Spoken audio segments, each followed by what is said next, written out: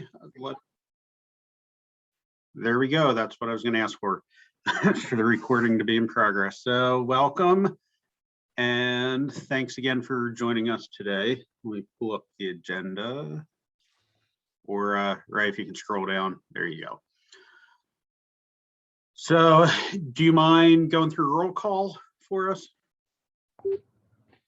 I don't mind at all. Thank you. Yes. Andrew Klein. I am here. Anthony Meshmit.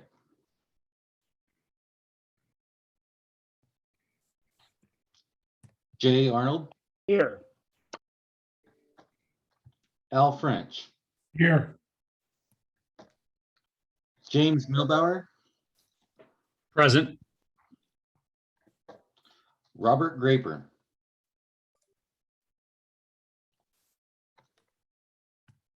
Tony Doan. Here. Chell Anderson.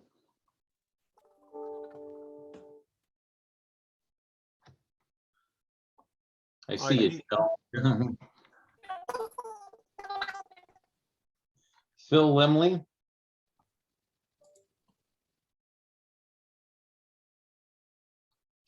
Corey Wilker. Here. Robert Hamlin.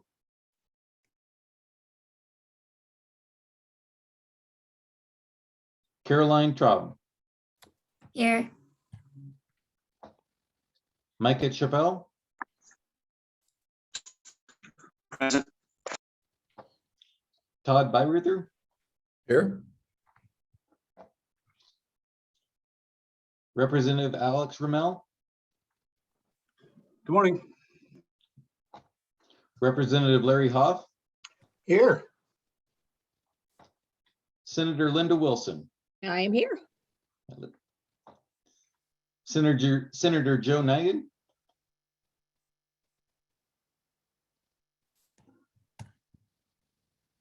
And Lauren Lathrop.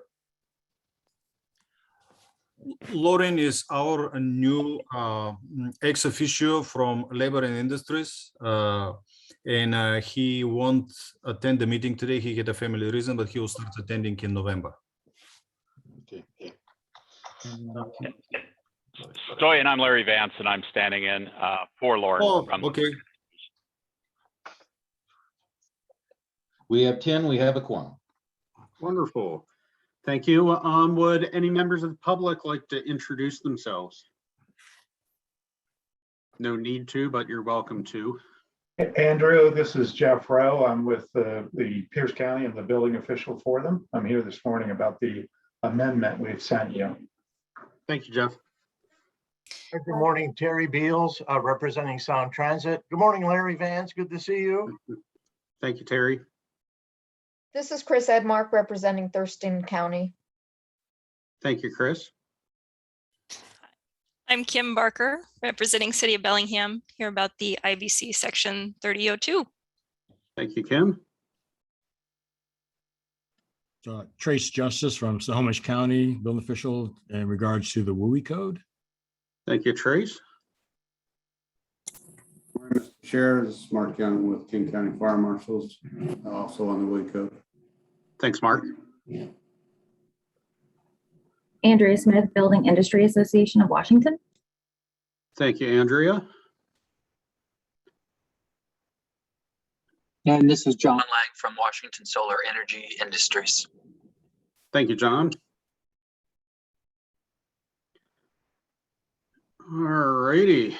I guess it's like popcorn when things stop popping, you know, it's done. Let's move on to reviewing and approving the agenda. Are you able to pull the agenda up on the screen?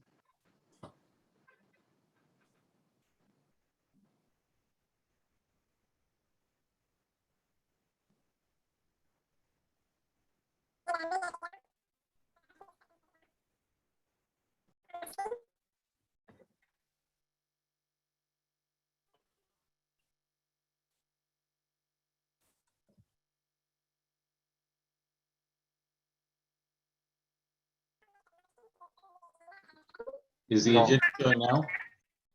Chill, your audio is if it's Joe. I see Oh, his lips moving.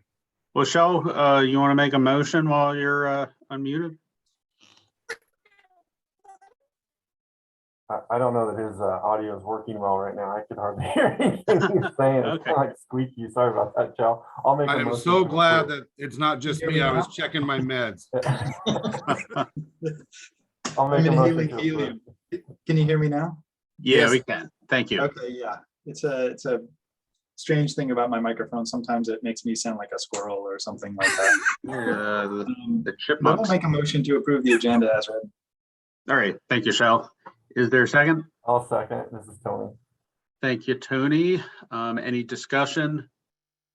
All those in favor, please say aye. Aye. Aye. Anyone opposed? All right, motion passes. So Stoyan, do you think about a half an hour is enough for us to jump into an executive? Yes, I think it's enough. If there are more questions than what we were expecting, then we can extend it. Okay, yeah, we've had to extend the past two meetings, jump in. I'm hoping we won't. I'll try to push everyone along so we don't, but let me read the official language for us. The council will now meet in an executive session to discuss with legal counsel representing the agency litigation to which the agency is or may be a party, when public knowledge regarding the discussion is likely to result in an adverse legal or financial consequence to the agency as allowed by RCW 42.30.110(1)(I). The council will be in executive session until, let's say, until 10:40. The council is expected to take further action. It is expected to take further action following the executive session. All right, thank you. We'll be So back. the same exercise for the council member, just leave this meeting and click on the second link.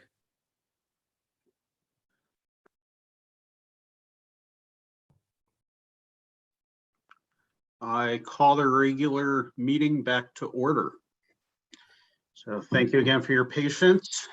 I was true to my intention. I didn't have to extend stuff. Everyone spoke very fast.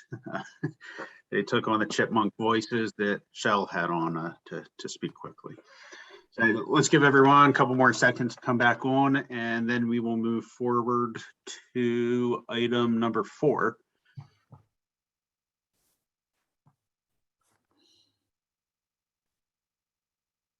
So, all right, I'm not hearing any dinging anymore. So yeah, let's move forward to item number 4, public comment on items not on the agenda. Does anyone have any public comment? I see Andrea Smith's hand up. The floor is yours. Thank you. Good morning, council members. This is Andrea with the Building Industry Association of Washington. I just wanted to alert you that we had sent an emergency rule proposal yesterday for the Residential Energy Code, section 406. This would address the severe shortage of heat pumps and the credit issues associated with the lack of availability of these products. So I'm sure you haven't been able to see that proposal yet, but there are 2 options to choose from: either a temporary revision to the table R406.2 to allow 1 credit for system type 1, or to remove the requirement for fuel normalization credits for a specified amount of time, and that would be determined by the council. We have submitted a letter that outlines the rationale behind such a request, as well as a notification letter that we had received from one of our main manufacturers of HVAC products in our region, alerting us and building departments across the state of their already 20,000 heat pumps on back order. And while it's true that an air handler can operate without the outdoor component, it's a severely inefficient operation of the system and results in increased energy usage in direct contradiction to the council's energy reduction goals. So we would urge the council to address the issue immediately so that homeowners are not surprised by electric bills that our builders are estimating to be at least $1,000 this month, or each month this winter. We and our nearly 8,000 members in the state, as well as homeowners relying on air handlers this winter to heat their homes, would appreciate your prompt consideration in this emergency rule proposal. We thank you for your consideration and work on the council, and I would be happy to answer any questions. Thank you. Thank you, Andrea. Are there any questions? So point of order, I received a request in the documents yesterday afternoon. It was too late to add it to the agenda, and it was too late to include the documents for this meeting. Usually we accept the documents 2 weeks before the meeting to give the council members enough time to evaluate the documents.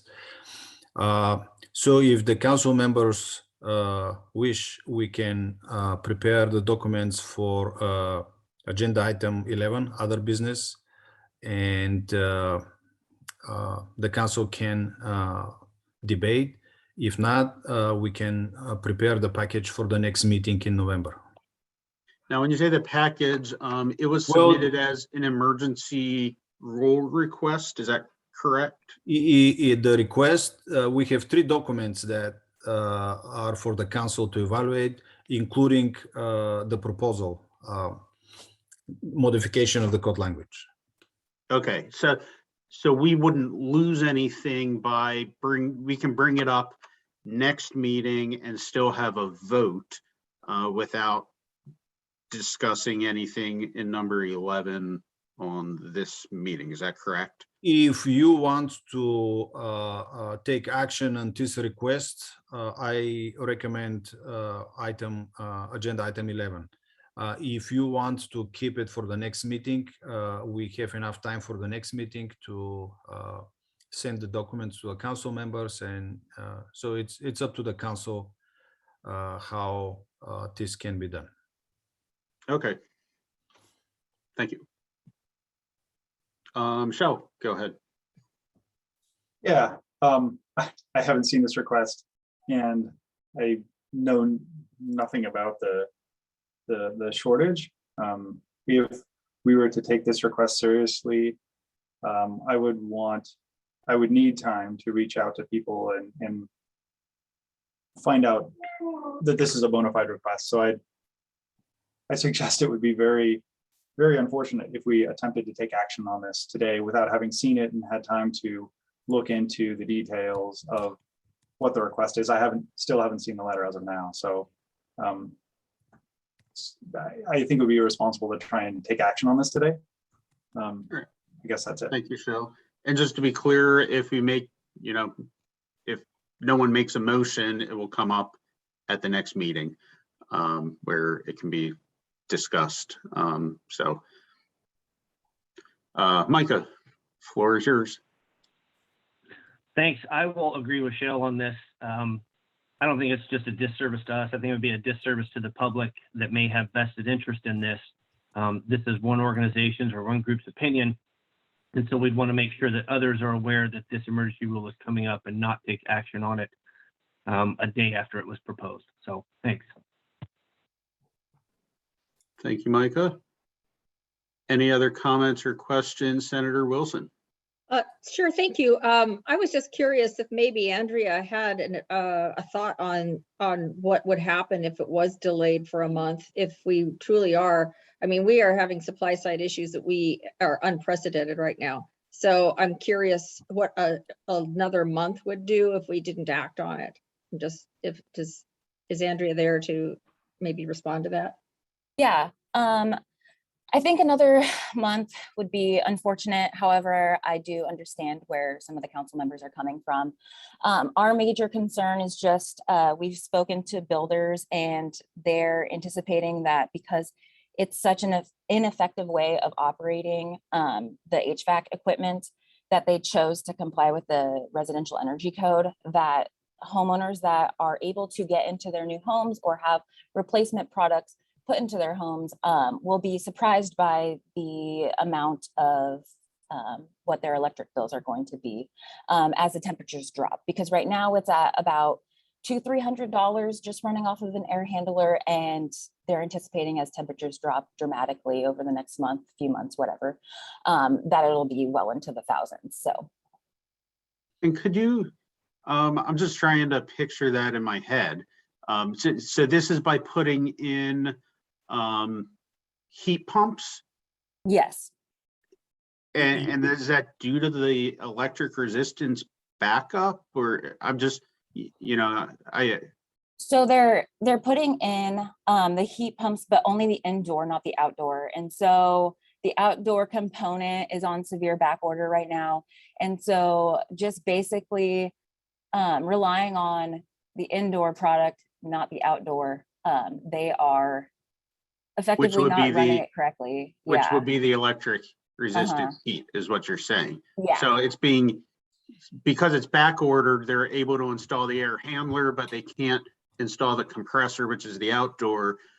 Therefore, they're operating it, you know, just with the, what's supposed to be the backup. Yes. Mhm. Okay. And then when, I guess continuing Andrew's question and maybe talking out of turn, and then when chips are available, they could then install the outdoor component later, but probably not in the next couple months. Correct. So what would the alternative be with, you know, by putting forward the emergency rule? You know, if we can't get compressors out there, you know, what are the other options between, you've got gas, if gas is available, or you've got electric resistance heat? Yeah, so essentially what we're asking for is that the system type 1, which would be, I believe, the gas, would be considered a point just until the supply issue is kind of worked out. Because right now our builders are worried about not being able to satisfy credit requirements. Okay, I see. In fact, I should have known that by the legislative strikeout and underline, sorry. Okay, is everyone clear on what the proposed issue and request is? And any other questions or comments? Or if anyone wants to make a motion to address this today, you'd have to make a motion to put it on number 11. Otherwise, like I said, it'll come up at the next meeting for further discussion. Mr. Chair, I'd so move. Yep, go ahead, Corey. Make a motion to add it to item number 11. I think we all understand the impact that'll happen, and moving to emergency rule will probably relieve. Okay. Second the motion. Al, you seconded it? Yeah. Okay. Further discussion.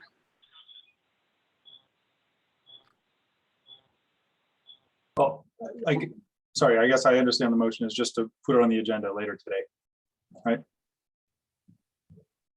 I believe so, because we can't take a council action. So yeah, we'll be to put it on for number 11. Is that correct, Corey? Okay. Yes. Let's do a voice vote. Hopefully I think a voice vote will be okay. So all those in favor of the motion, please say aye. Aye. Aye. Anyone opposed to the motion? Nay. Nay. So,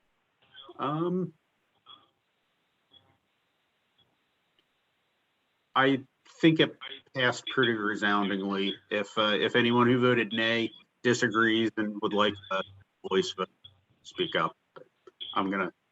Otherwise I'll say it passed. So, okay. Any other public comments on items not on the agenda? Oh, and staff, you're able to get stuff. Well, I guess, you know, what we've got together is this document, so we'll bring that back up. We can show the documents on the screen. I don't know if we can do anything else at this Okay, moment. no, that's good enough. You know, even just showing that, I think we'll be fine for 11. So, all right, Shell, go ahead. Is the document in its entirety up on the screen right now, or is there substantiating anything behind it? We'll discuss during 11. Okay, can you send that out now so that we could review it ahead of number 11? I feel really uncomfortable discussing something that's extremely last minute and I haven't even seen. Will do.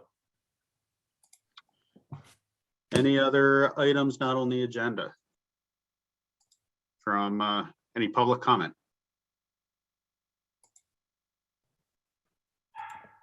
All righty. Very good. Let's move forward and review and approve the September 17th minutes.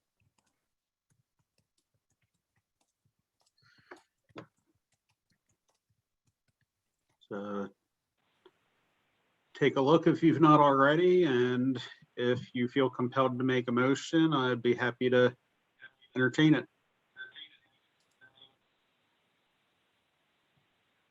Motion to approve. This is Tony. Thank you, Tony. Second is Chell. Thank you, Shell. Any further discussion? And please mute yourselves if you're not meaning to speak. So you'll unmute yourself now to vote. But all those in favor, please say aye. Aye. Aye. Aye. Anyone opposed? And motion passes. If you can excuse me, I'm sorry.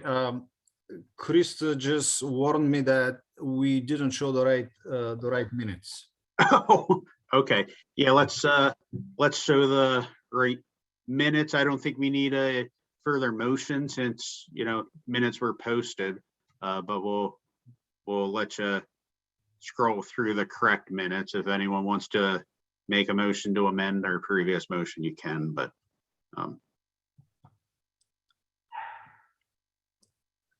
Let's find the right minutes then.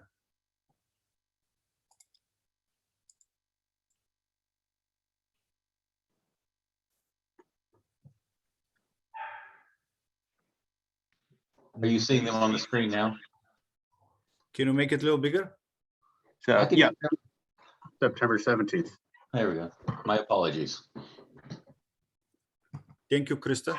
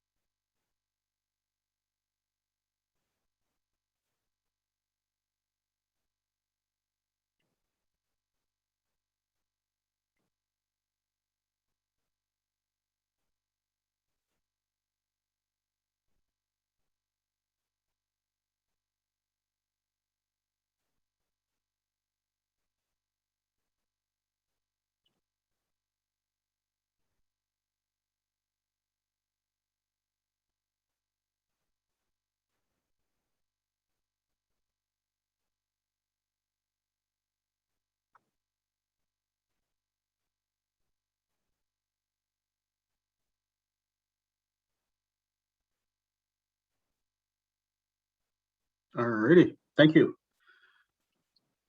Anyone making any motions? Otherwise, we will move forward. Andrew, there is a comment on the chat. I did not see my name list as attending. This is from Larry Andrews. If it's not there, we can add it. We can modify that a little bit. All right, can you do a search for Control F to see if his name's in there?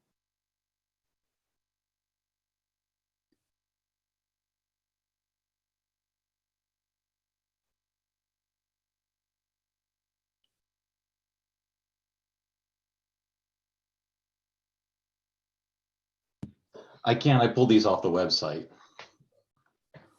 So there's a link. Okay, and you can't do a search on there. Let me see if I can open up.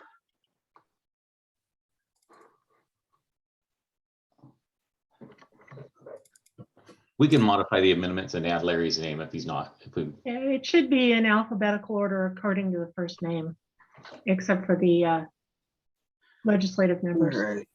Like Yeah, we can add his name. So let's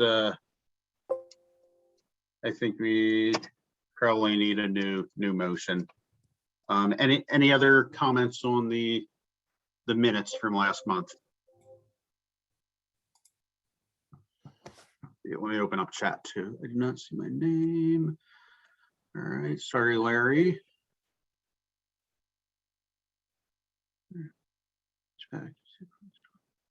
Okay, looks like that's the only comment. Can we get a motion to I'll make a amend our, motion.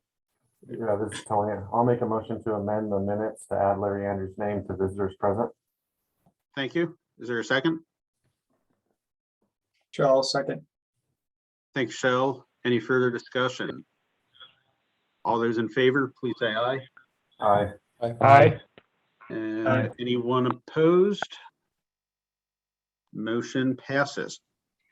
All right, now up for the emergency rule for IBC section 3002.4. So that's dealing with elevator cab ability to hold an ambulance stretcher.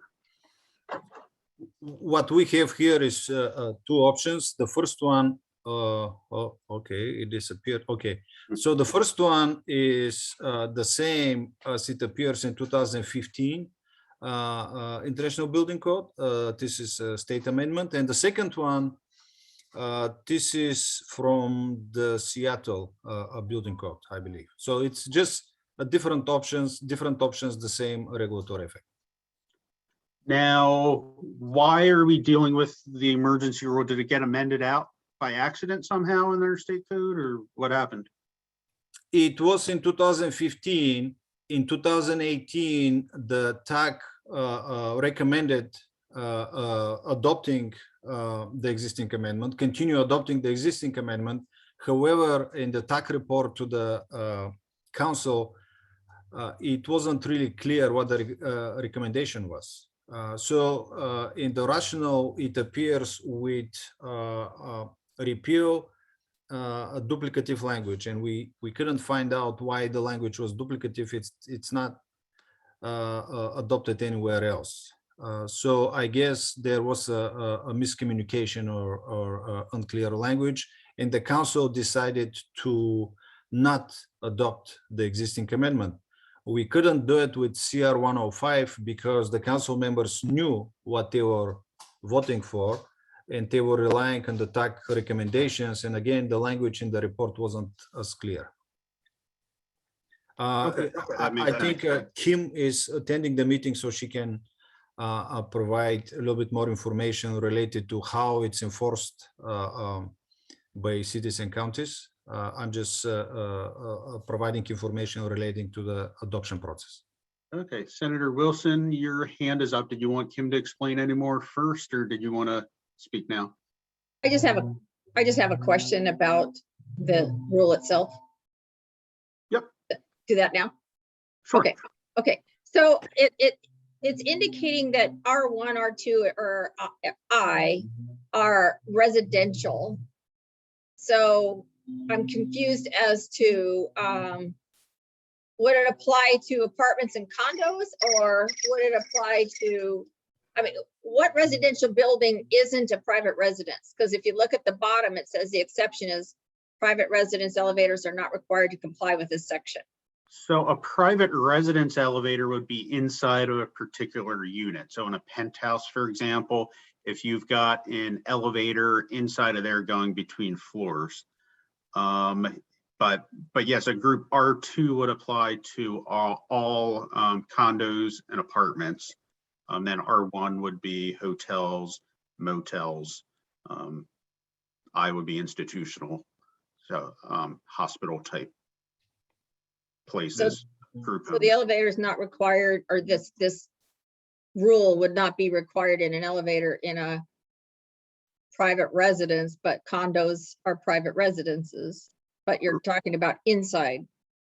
Right, so the one serving an elevator serving the floors where it's multiple residences, that would be affected. However, if you live in a penthouse that's 4 stories on the top of a building, and therefore you've got an elevator between those 4 floors, it's just inside of your unit, it would not apply to that. For the ultra rich. Okay. And then Kim, maybe you can correct me if for penthouses or condos where everyone has their individual elevator, would that be considered a private elevator as well? I think that would be considered a private elevator. And I don't think that the state code originally had this exception. And I don't know that that's our primary concern, but we're really interested in those common elevators serving multiple dwelling units. And our fire department is very concerned with those for aid calls, especially. Any other questions or comments?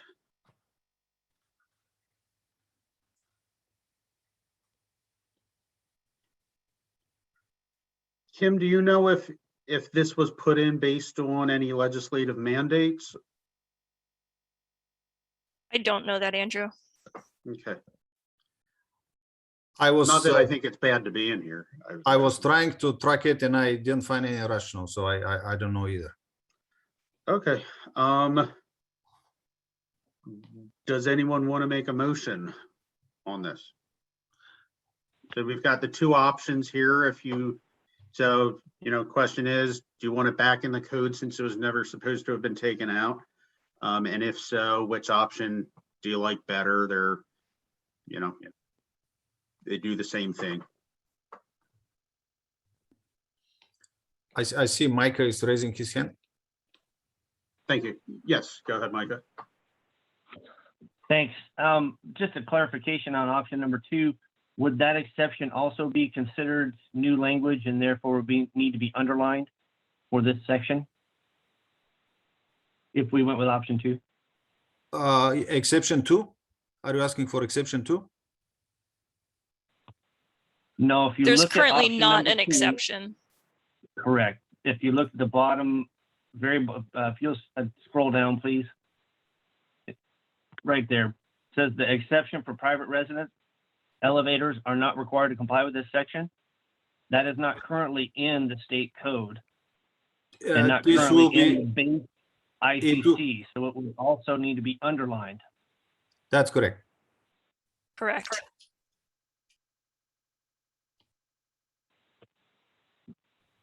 Thank you. And with that, I would like to make a motion for option 2. All right. Thank you, Micah. Is there a second on that motion? I'll second. This is Tony. Thank you, Tony. Is there any further discussion? Go ahead, Shell. So this is for an emergency rule for what time period in this option? Julian?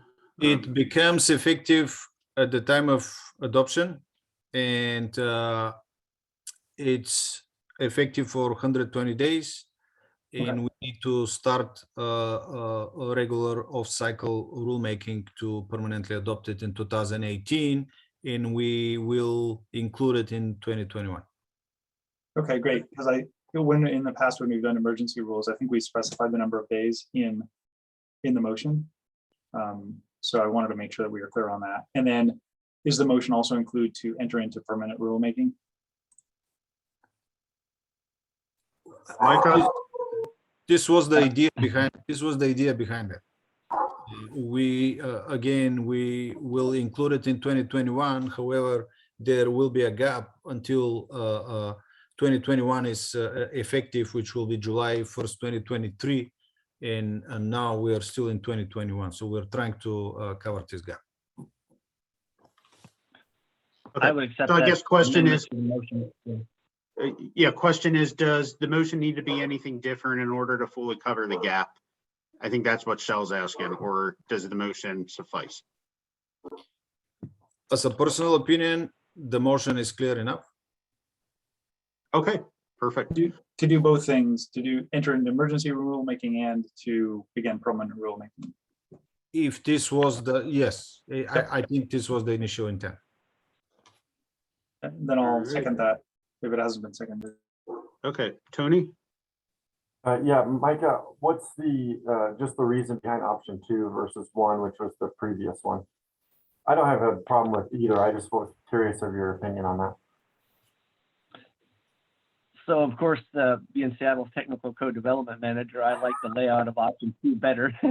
But the other part of that is I agree with the additional exception to clarify the individual private residence would not have to meet this requirement or the standard.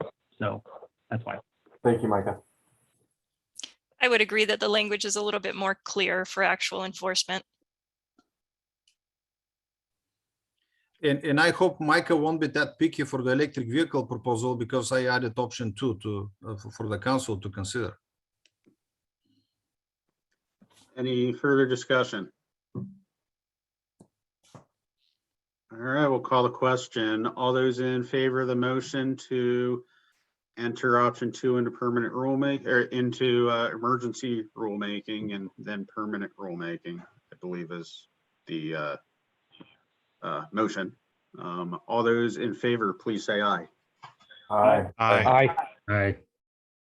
Is anyone opposed? All righty, motion passes.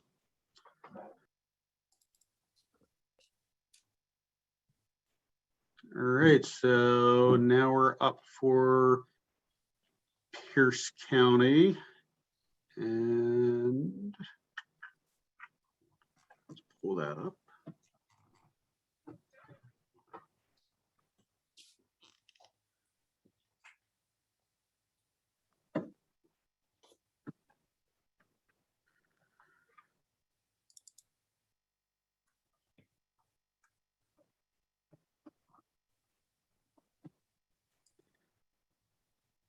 Stoney, do I have the right document up? I just want to make sure we're looking at it. Yes. Okay. And So we, Jeff, oh, go ahead, Story. and we have a supplement to the original document. So item 8 of the document is background information on amendment. And when the council staff was evaluating the background information, I asked Pierce County to provide a little bit more details for the council to consider. So there was a second document that was submitted, and it should be. Ray, is it one document, or we have the supplement with the second document? I have the supplement Pierce County document up right now. Okay. All right, and I think Jeff was on. Jeff, are you still on? Yes, I am. I'm here. Okay, yep, floor's yours. Feel free to let staff know what to pull up and show as you're talking. Okay, I'd asked about how the proceedings work. Just as a little background, if you will. Council on June 29th of this year, the executive and the council both passed ordinance 2021-46S. Among it, was more or less approving the general codes or model codes as written. But in recognition of the 2030 sustainability plan, or to complement that, they also looked at a local amendment for electric vehicle readiness. And it would address or look to single family and multifamily buildings. And with it, though, they recognized that we would come to you and look for your approval of that local amendment, which is why we're here today. I can read you the background, if you will, regarding why we feel it's necessary in our area. But we're really overall looking at different ways, solar power, et cetera, that we can reduce carbon footprint, contribute to not contribute, but reduce sea level rise in those things. And this is one of those tools, if you will, in the toolbox.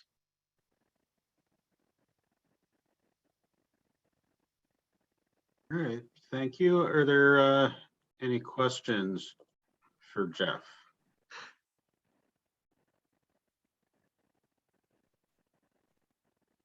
I have Go ahead, some. Micah. So So Jeff, I appreciate you coming forward with this. I do have some questions on the language that you are providing, and I was hoping that who's ever controlling the screen could scroll to that proposed amended section. Thank you. I'm assuming the intent is to get this in 1 and 2 family dwellings. Those are not classified as R3 unless they're coming out of the building code. Would you be open to amending that portion of your amendment to where this would apply to structures that fall under the 1 and 2 family dwelling code, the IRC, which is where you're trying to put this, and modify that language because there's technically no occupancy classifications in the residential building code? Yes, we'd be happy with that amendment. Revision, if you will, of the amendment. Okay. And then second question, is there possibly missing words in that first sentence as well where it talks about, oops, that screen just went away. Sorry about That's that. okay. I do the same thing, Ray. It's no big deal. In that first sentence, if you can't get it back up on the screen, Ray, when you get a chance. I didn't realize it completely closed out. That is my bad. I'm sorry. Let's see here. There we go. Awesome. In that first sentence, it says the R3 occupancy shall be required to provide a minimum of 1 electric vehicle ready for each dwelling unit. Are you wanting a branch circuit there? Or are you actually wanting the electric vehicle itself? That's kind of how I read that. And I'm like, I think we might be missing a word. I think your intent is to put a branch circuit that is identified as electric vehicle ready in each of those dwelling units. Would that be a correct assumption? That's true. That's the 4th sentence. The branch circuit shall be identified as electrical vehicle ready. Where are you, Micah? I'm in the first sentence. Okay. New dwelling units classified as shall be required to provide a minimum of 1 electric vehicle ready. I see what you mean, a branch circuit there. Yeah, I think someone could take that as we're going to buy him a Leaf. I get you. Yeah, there you go. I mean, I'm all for that if you want to bring one to my house, but I think that the designers would be a little upset about that one, contractors. Yeah, exactly. Yeah, no problem on all of that, Micah. John found something else. Unit is misspelled as Oh my goodness. Unis.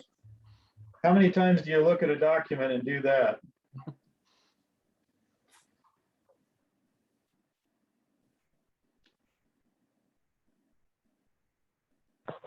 In the course of this, do I make these modifications or take these suggestions and then resupply, or will someone with the council do those? I think they can all be made if it's approved, it can all be made in a single motion. Okay, great. Thank you, Andrew. Yeah, we've no objection to those, and thank you for the misspelling as well as the branch circuit, because it's not our intent to provide vehicles to each of our residents. And this is Micah again. I apologize. I had one more item. Just a recommendation, I think, and this is coming up in, as Stoyan talked about, we have some EV ready infrastructure code language coming forward. It might be in this meeting or anyway. There was an indication that this junction box or receptacle termination would be kind of adjacent to where that vehicle would be parked, but not all of these 1 and 2 family dwelling units are going to have a parking space or a designated parking space.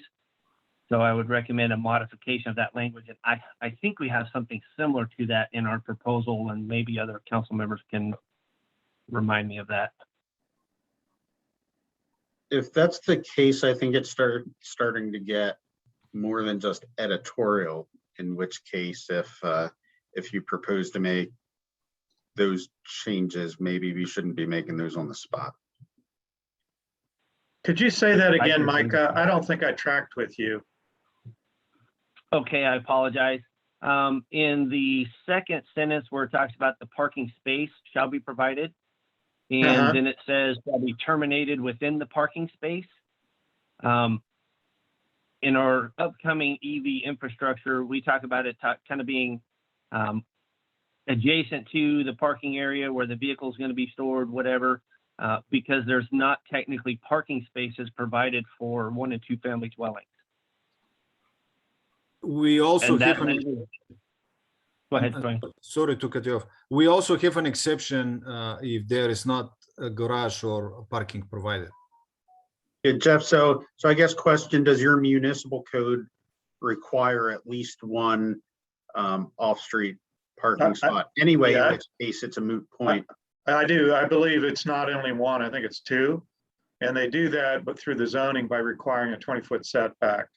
And there are some exceptions, but they are rare where you're looking at rear-loaded lots. And so that one might only be 1 on an alleyway or something like that. But no, the zoning code itself still requires those. Thank you, Micah, for that clarification, by the way. I didn't read it as you had, but yes, that's a matter of the setback requirement in front of the garage in order to allow for the parking. And in most cases, like I say, single family or 1 and 2, you would have at least 2 per garage. Okay, I appreciate that. I know it, you know, when people read it a little differently. I do have some concerns also. It says within the parking space. That may not be the correct language. I don't know if you wanted within the parking space. The language we have on the upcoming EV infrastructure is actually online for SBCC under 429.2 for new 1 and 2 family dwellings. The sentence actually would read, the branch circuit shall terminate in close proximity to the proposed location of EV charging equipment.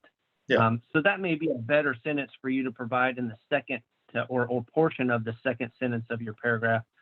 And I think Andrew's right. We may be getting more editorial here. I'd be happy to discuss back and forth with you between now and the next meeting, and we could come up with language that may be relatively acceptable to everybody without having so many edits today we'd have to process.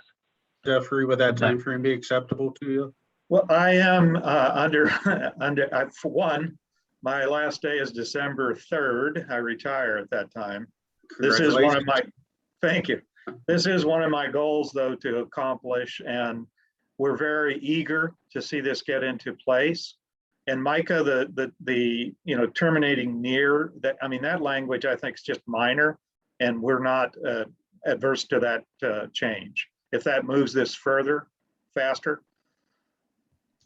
The next council meeting is in November. Okay. I can't remember the exact date, but November. Okay. Joe, go ahead. Yeah, I was gonna also echo the idea that for correlation, it should probably say ready for each dwelling unit, comma, where off-street parking is required or something like that. Just because if there is a situation where off-street parking is not required now, you are changing the zoning code to require an off-street parking spot. So I guess I would feel much more comfortable if it said where off-street parking is required after kind of right here. And then also I noticed in the markup that we see, it doesn't have the language yet that was suggested for changing the electrical vehicle into the infrastructure for electrical vehicle charging. All right, thank you. Any other comments or questions? Does anyone feel compelled to make a motion? Or do you want to see it again, come back? So.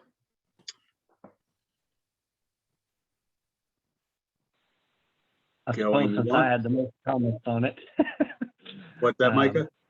I said, I suppose since I had the most comments on it, I would definitely like to work with the proponent to clean up the language. I think we just have recommended too many changes to modify this, but I do believe we could get it done in his time frame if we work on it the next couple of weeks and get it back at the next council meeting for hopeful approval. So that would be my motion, is to take this and table it until next motion and propose a modified language. All right, I don't think we need a motion for that. But yeah, I think we only need a motion if we want to do something today, official. Excellent. So going once, going twice. All right, well, thank you, Jeff. We'll we'll meet again before your retirement. Okay. November 19th is the exact date, 19th. All right, thank you, Stoyan. Micah, can we schedule that time frame next week? Absolutely. I was going to ask if you would put your email in the chat, and I will save that. I actually sent you an email about a week or so ago. Okay. So I I have your email and you have mine. Fabulous. Thank you, sir. It's also, Micah, in case you forget it, it's also on the document on his request on the first page under email. Thanks, Andrew. Thanks, everyone. All righty. WUI implementation guidance. We've got a few people here that probably are going to want to speak on that. Andrew, I'm going to move on. Thank you very much for this, gentlemen and ladies. I'm not certain if we do have a representative of both gender, but regardless, thank you very much for today. Thank you, Jeff. So, okay, go ahead, Stoyan. Unless you wanted Tony to, take charge. I just want to introduce what you have on the screen. So I highlighted the areas that are in question. So the first one is this item 4. And then it refers to RCW 1927-560. So Ray, if you can go down. 560. Okay, go. Okay, so this is specific to the international, to the WUI code. And Ray, a little bit more.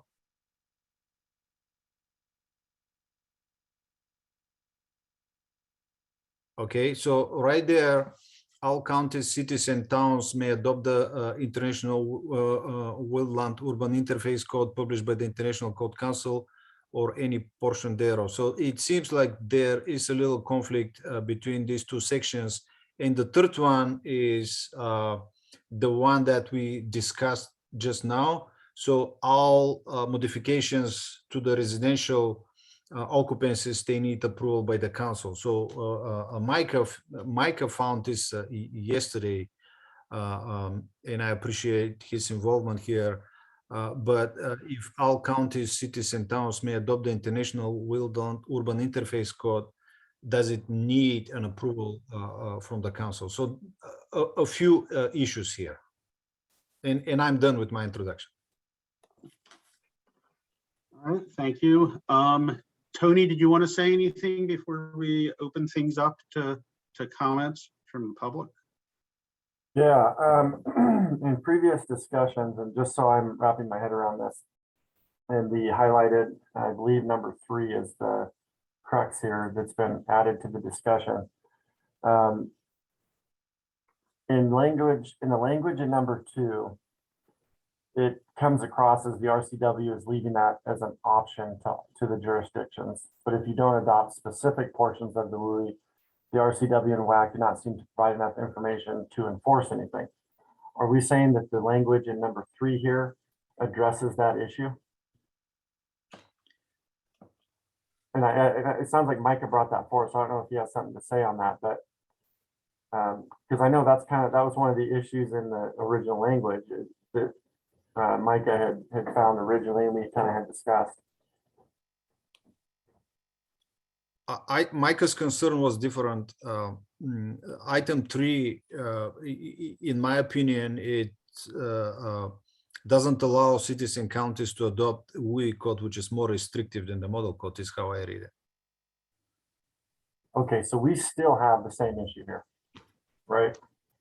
Okay, all right. And with that, and I don't know what discussions that Micah has had with staff or anything further. And so if I'm overstepping here, then, you just let me know. But, it's my recommendation that we get an ad hoc group together to revisit this language and to get some interested parties and those that are going to be invested in it, especially on the east side of the Cascades, and obviously we'd want some on the west as well.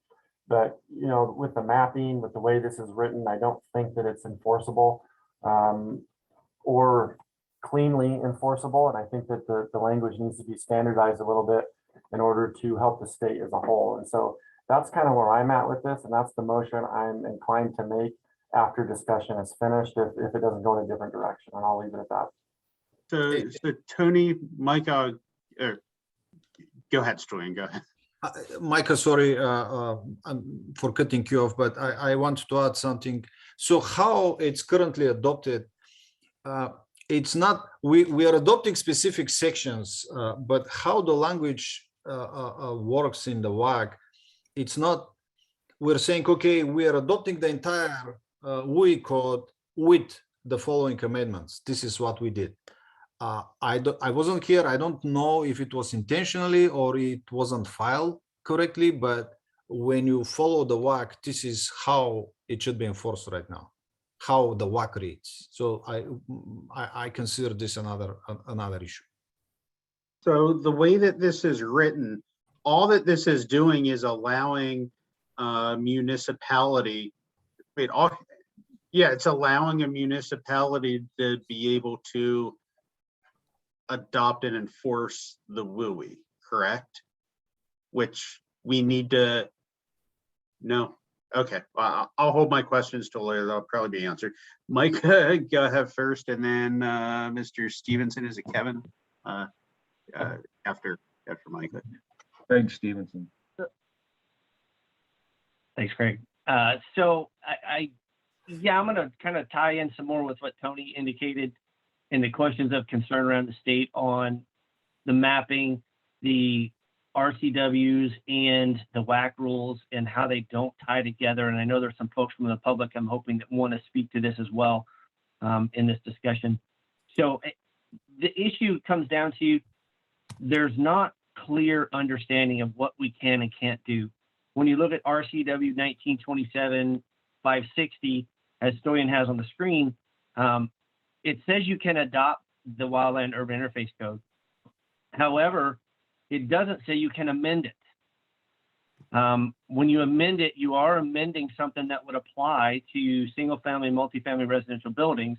And under RCW 1927-060, item 1A, it says that you have to get approval from the State Building Code Council to do that. So, to Stoyan's point, I do think that the Wildland Urban Interface itself is more restrictive than the base model codes. And so that also kind of leads back to that question, can jurisdictions actually adopt that entire code without violating the other RCW, which is RCW 27.060? And so that's kind of where this has come up. And of course, the portions that are only the portions that are adopted, and then the WAC rules that have other portions that were actually amended. And so I heard Tony's somewhat motion, and two motions that I have talked about doing is moving the Wildland Urban Interface Code into Group 2, which is coming up for review and getting groups together to amend the Wildland Urban Interface Code, and it going into effect with the next series of codes in July of 2023. And then the second motion I would look to have would be to actually rescind WAC 51-54A-8200, which are those portions of the Wildland Urban Interface Code that the state previously modified that are really unenforceable because of the other issues we brought up. So those would be the motions I would like to look towards or discuss, and hopefully we can have some of the public participants have some input here. Thanks. Okay, let's not get a second yet. Micah, I will, since you brought your motion up, you'll have the first opportunity to make a motion. But go ahead. And I couldn't hear you when you introduced yourself. Craig Stevenson. Rick, okay, go ahead. Craig Stevenson with the great. International Code Council. I worked extensively on this Senate Bill 6109 for the preceding probably 6 years to its passage. It took a lot of work between realtors, home builders, many. And Craig, we can't hear you all that well. If you can move closer to your mic. I apologize before, Craig. I know you, so I just didn't recognize you. Well, I think it's my upload speed, so it's difficult to say too much at length. Can you hear me okay? No, it sounds like you're just far from your mic. Well, I've got my nose to the screen. That's good. Okay. Okay, so this is a piece of legislation that passed with quite a bit of negotiation between senior leadership of both parties, the home builders, the realtors, and what sponsoring Senator Van de Wijk wanted to have. And the intent of this legislation was that there was minimum standards as specified in item, let's see, it's articulated in item 1. Right there where you were. That would be the minimum amount of WUI code adopted. The other intent that the legislation had was that local counties could adopt the entire WUI code with as many amendments beyond what the state minimum standard is specified in statute required, and not have local governments needing to go to the state building code council for approval. You can read all the amendments needing to be approved at a time that was written. Well, this succeeded that, and so the intent was to allow local governments to adopt up fully to the model code, but go. Craig, if you can move a little further back, we could actually hear you right there. Go back a little more. There. Here, try talking from right there. Okay, so perfect. Yeah, stay right there. Okay, what I was trying to say is there's a very clear intent that what the state needed to have converted from statute to WAC rule was those specific sections in item 1, and have that be the statewide minimum for all WUI areas. The intent was further than to enable local government to adopt the entire code, but not go on beyond the model code or make provisions more restricted than what the model code had, and do any bit more than what was specifically listed in item number 1. So, hey, Craig.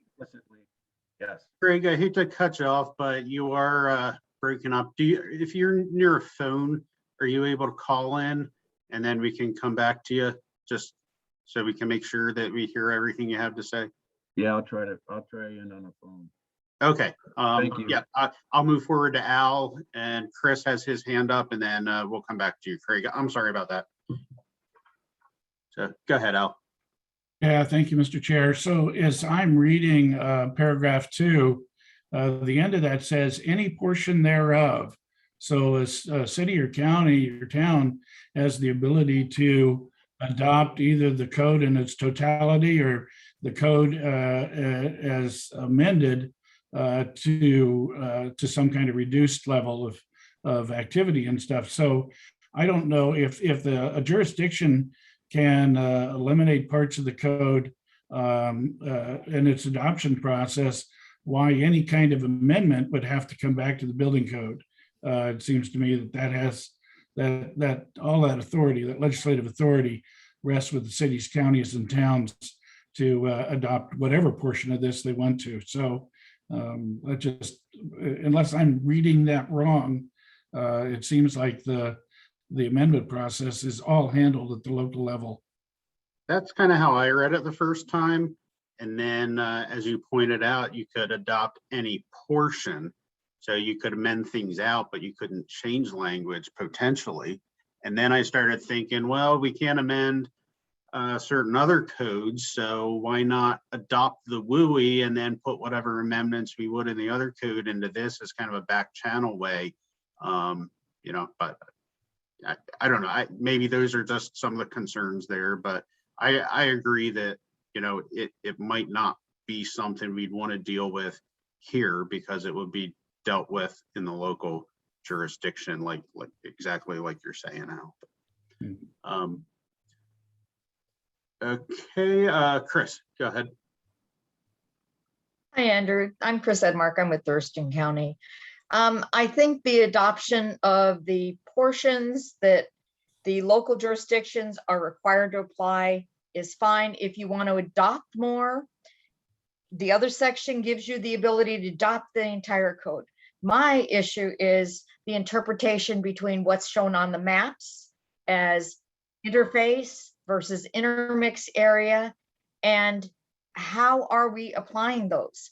And what about, how are they going to update those? There's a lot of conflicts with those maps.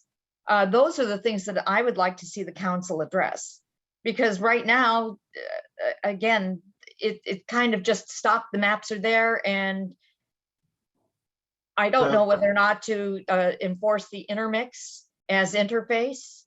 What do I do with it? So do you want us to tell you within your jurisdiction, or do you want to be able to determine that within your jurisdiction? I would think you'd want that authority. I think that I would like to know what the intent is. Is the intent of the map red area to be enforced? Is the intent of the map yellow area to be enforced? Is the intent of the green area? Do I enforce those code requirements? Thurston County, we don't have the staff or the capability to determine and modify these maps. We don't even have the capability to bring these maps into our mapping system to correlate it to a particular parcel. The plans examiners have to go each and every application they get and look at the WUI map to see where it falls. All right, thank you.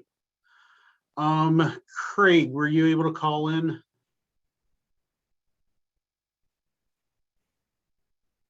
Andrew, might I say something on the map? This is Ray. Yeah, I worked with DNR really closely on those maps, and those maps were they've been working on them very hard and very diligently because it was a legislative mandate that they put those maps into place. They're a continually working entity, as they explained it to me, and I've been working with them in explaining how the building code works. And so as they're going to date stamp these maps, so when we adopt like the 2021 building code, we will have a date stamped map that said this is the mapping that you will use for this code cycle. And then every 3 years, as we go through a code cycle again, they will update and revise the maps. So well, as we all know, a line is a line, and it's got to be somewhere, and that's what they're trying to work with right now at DNR. But DNR kind of took the lead on how these maps work and how they function. I hope that helps. All right, thank you, Ray. Chris, any further comments before I move on?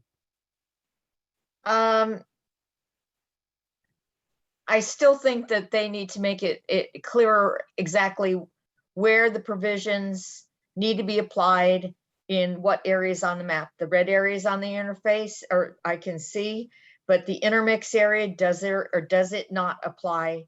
Does that code section apply? That's what I'd like. Thanks. All right, thank you. Micah, go ahead, you're next. I didn't know I had my hand up before somebody else. You don't have to speak. No, it's fine. I have stuff to add. On the mapping, that is a concern that, and I'm sorry I didn't bring that up again. We kind of discussed that in the last meeting when we brought this up. The mapping is a problem. The concerns we've heard from a lot of the code officials is the mapping is too broad. It's not specific down to a parcel level.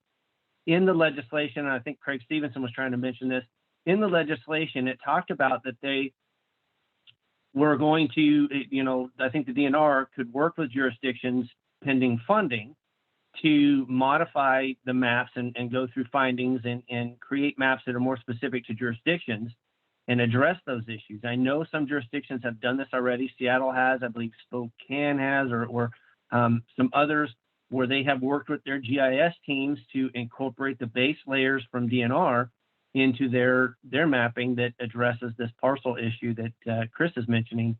And so there's a lot of jurisdictions that don't have that capability. One of the reasons I wanted to move this into group 2 is it would give another year and almost 9 months for jurisdictions to start working through that process, either with DNR or on their own or something else.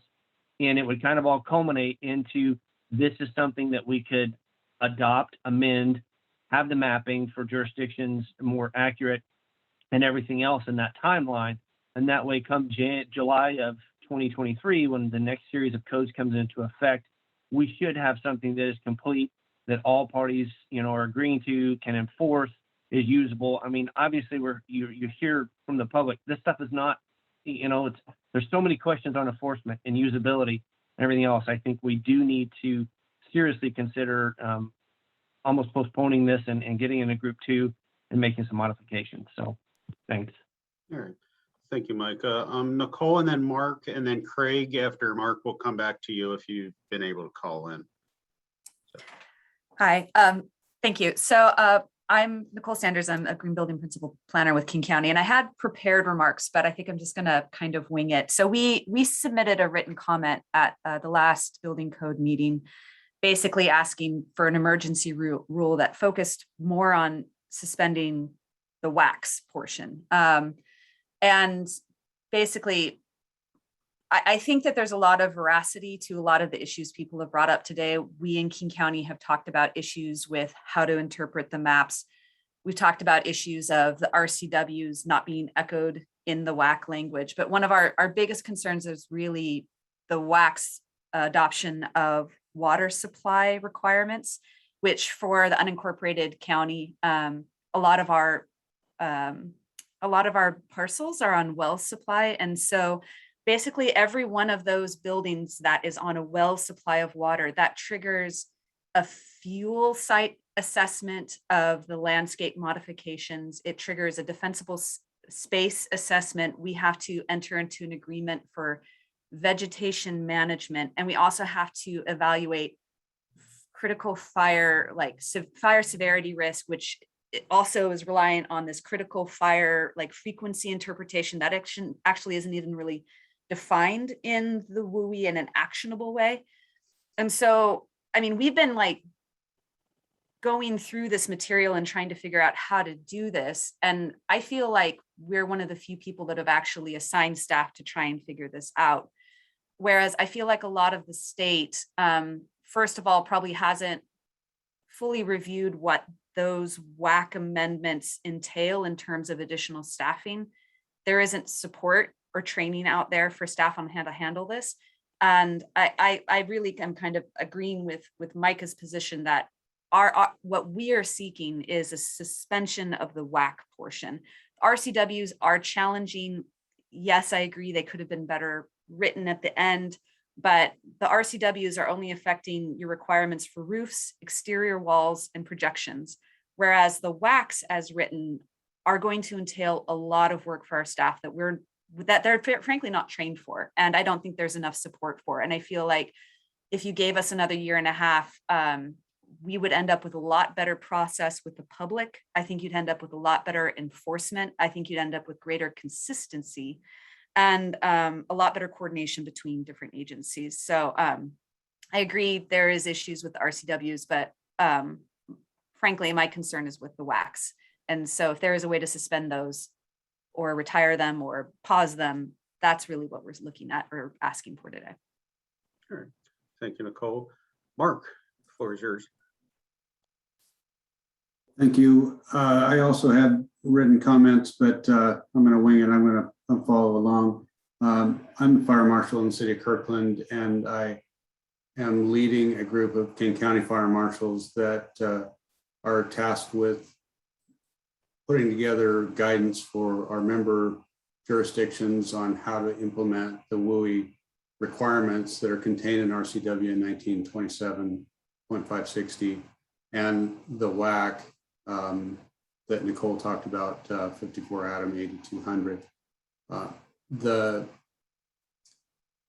think there are broad concerns and confusion about how to implement particularly the WAC sections and the RCW. And the solution. Nicole's on my committee, and she's a star, and she's more eloquent about this stuff than I am, but I do recognize that there's confusion, and that our objective here is to adopt uniform code language that can generally be adopted by jurisdictions throughout the state, that doesn't require a lot of interpretation and amendment to be successfully implemented.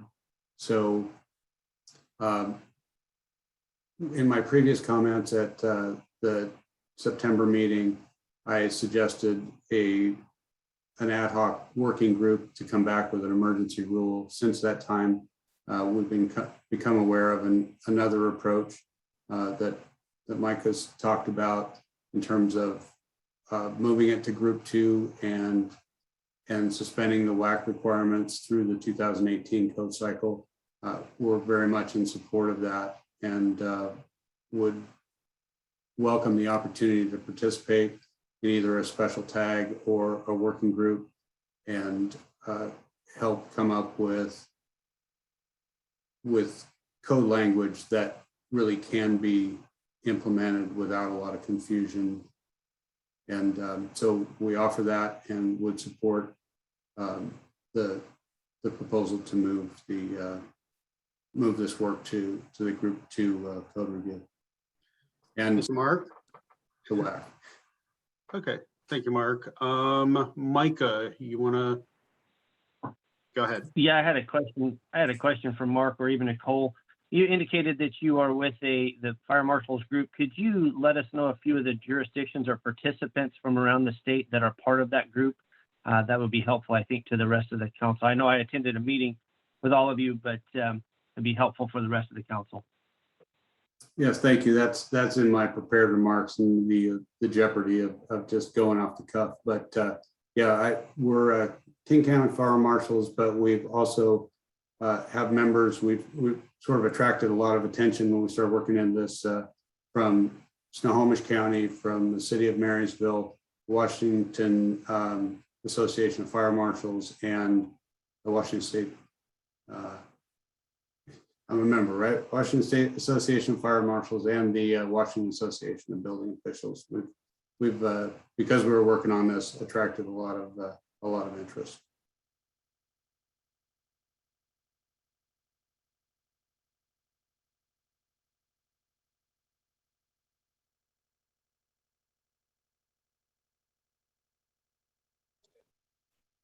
All right, thanks. Craig, have you been able to call in yet?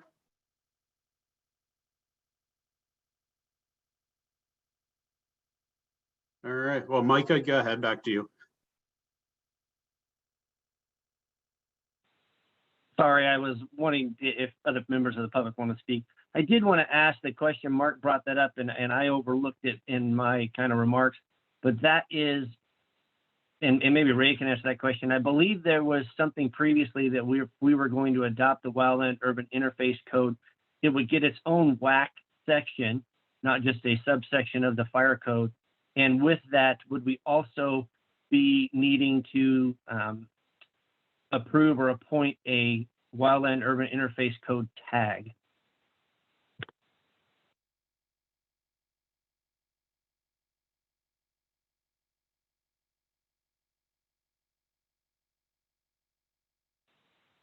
Stoyan can maybe answer that question too.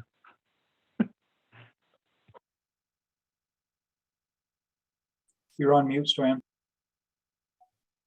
I was preparing to show you the WAC and I wasn't listening. I didn't hear your question. I'm sorry. Mike, no worries. Yeah, I guess okay. You're correct. I have filed a CR 101 to make the WUI code a standalone WAC. And then I think from what I'm hearing from you guys and gals here is that it'd be nice to form. We can form an ad hoc or like a subcommittee or something that can work through that and make up the amendments like we do for every other code. Any additional committee will be really tight schedule for group 2. So you also I'm sorry, but on the other hand, there's nothing stopping a group of getting together and writing up a large proposal for a whole code book, not associated underneath the State Building Code Council, and submitting a proposal at a council meeting is an option as well. Okay, thank you very much. I'd be happy to start making some motions, Andrew, if that's where we're at. Just I wanna clarify something. Ray, can you let me share my screen? I don't wanna. You can take over anytime you want. No, just temporarily. Okay, thank you. I don't want to put more fuel in the fire, but so do you see this is the WAC and the WE code. This is what it's been adopted. So how it appears here, it means we did adopt the entire code with these amendments. And I will show you what I mean. So we have section 403, this section not adopted. 404, this section not adopted. That means that we adopt everything else of the WE model code, we adopt these amendments, and we didn't adopt only these 2 sections. This is what we currently have in 2018. So I don't know how it's enforced and how it works, but I wanted to, if you can take this into consideration.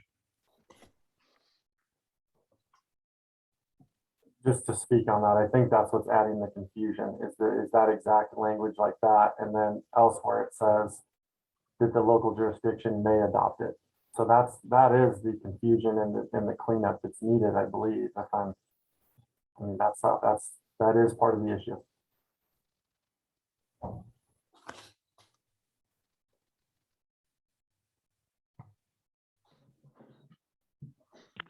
Also, Nicole made a good point in the chat as to the table and the columns and what would apply, and there's some issues there. So it's a lot of confusion, as Tony says, and a comment from Nicole. So if we establish the committee, are we going to work for 2021 codes or for 2018? We would suspend the current WAC and be shooting for the 21 cycle is my understanding of it. Okay.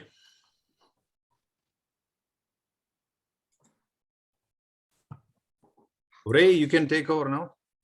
Thanks.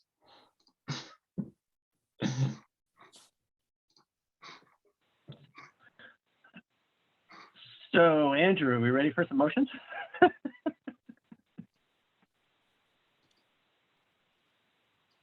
Did we lose Andrew?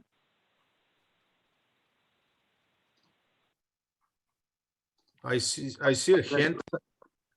Sorry about that. Craig, your hand is still up. Have you been able to figure out your audio? Couldn't hear me speaking on the telephone. Can you hear me now? It's still really hard to hear you.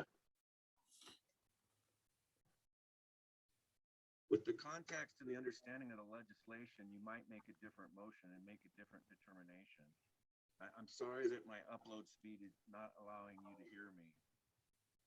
But I was very involved with this legislation and the negotiation of how it became to be in statute and what the intent was.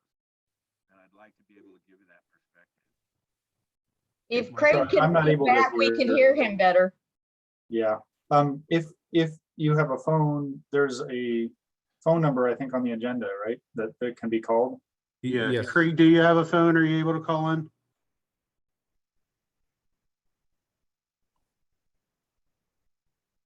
We can't hear you. You were muted, or the microphone just completely stopped. When he leans in is when we can't hear him. Yeah. Well, when he leaned out too, we couldn't hear him all that well either. If you call in and you then turn off the audio on your computer, that would probably be the best thing. Yeah. Craig, if you have a pen ready, I'll give you the audio number. It is 888-788-6666. 0099. And then let me know when you're ready for the PIN. Ready for the PIN? Okay, it's 9436144945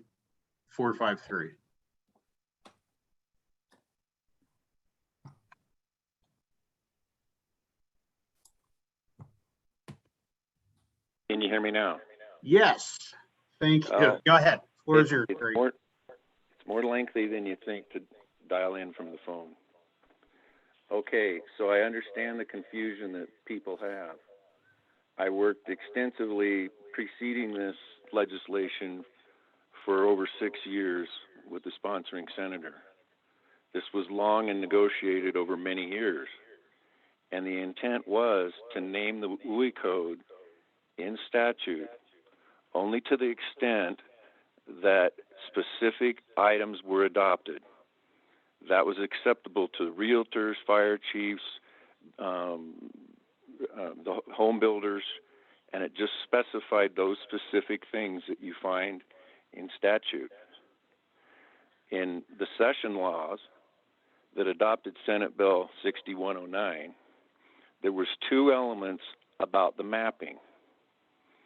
And the first element was to do broad mapping, which DNR has done. The granular mapping was to be done by locals. If they didn't have the funds to get down to lot-specific hazards in the WUI, DNR was supposed to set up a grant program. DNR has told me they never had the funding to get down to the granular level. So if local government is not comfortable with adopting the entire code, which the statute allows them to do, and the intent was that they didn't have to come to the State Building Code Council for approval, they just can't go beyond the model code. So the minimum requirements, if you're in a WUI, and you could interpret the broad map, doesn't define what level of risk, doesn't define what level of ignition resistant the local government has to say. It's there in statute. There is nothing on water supply in the statute. If somebody wants to bring in water supply, well, then they would then need to adopt the entire code. The mapping in Section 3, Item 2 of the session law that deals with RCW 43 needs to be read in context with the legislation. You don't have all the information in RCW 19.27, 560. You need to take a look at the legislation. So if a local government doesn't feel comfortable with bringing in other requirements of the WUI code beyond what's specified in statute, they need to create findings of fact. And the word findings of fact is specific in Section 3, Item 2 of the legislation, that is where DNR with grant funds would help define how high of a risk you are. They would address the critical fire weather, the fuel loading, and all of those other requirements. So that was meant to have a minimum level of requirements in statute and leave all of the rest of the decisions enabled through the legislation to fall to local government. All right. Thank you, Craig. Let's see, any other comments or questions? Thank you for allowing me to speak. I'll get off the phone. Thank you. Yeah, no, thank you for speaking. Thanks for calling in. Chris, floor is yours. Okay.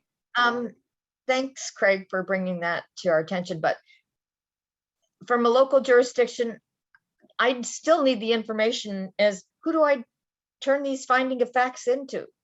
How do I, is there any direction? We need more direction from DNR on how to work with them to get this funding.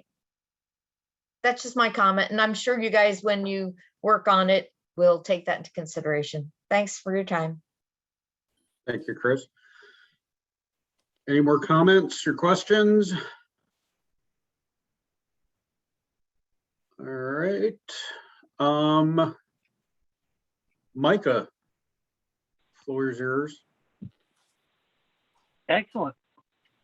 With this discussion, the first motion I would like to make is to move the Wildland Urban Interface Code 2021 adoption into Group 2. Period. Sorry. Okay. Is there a second? Second, this is Tony. Thank you, Tony. Any further discussion? All those in favor, please say aye. Aye. Aye. Aye. Is anyone opposed? All right, motion passes. Micah? Okay, second motion I'd like to make is to rescind WAC 51-54A-8200 and incorporate that into the upcoming Group 2 cycle. Okay, Derek, just to make sure we've got the authority to do that, correct? If you're on. I'm still here. Yes, I'm unmuting. The council is authorized under the APA to repeal its rules.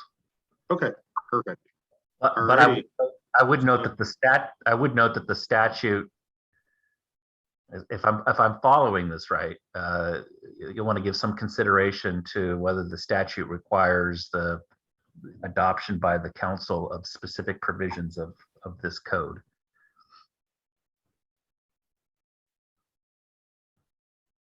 Alrighty, so Micah, did you get a second on that? Second, I'll second, this is Tony. All right. Thank you, Tony. Further discussion? So just to verify with Derek, is there any additional information in this motion that we need to address the last part of what you just mentioned? I'm looking at it right now, Micah. You don't mind holding just a second? No, that's perfectly fine. I want to make sure we're clear and whatever we're doing here.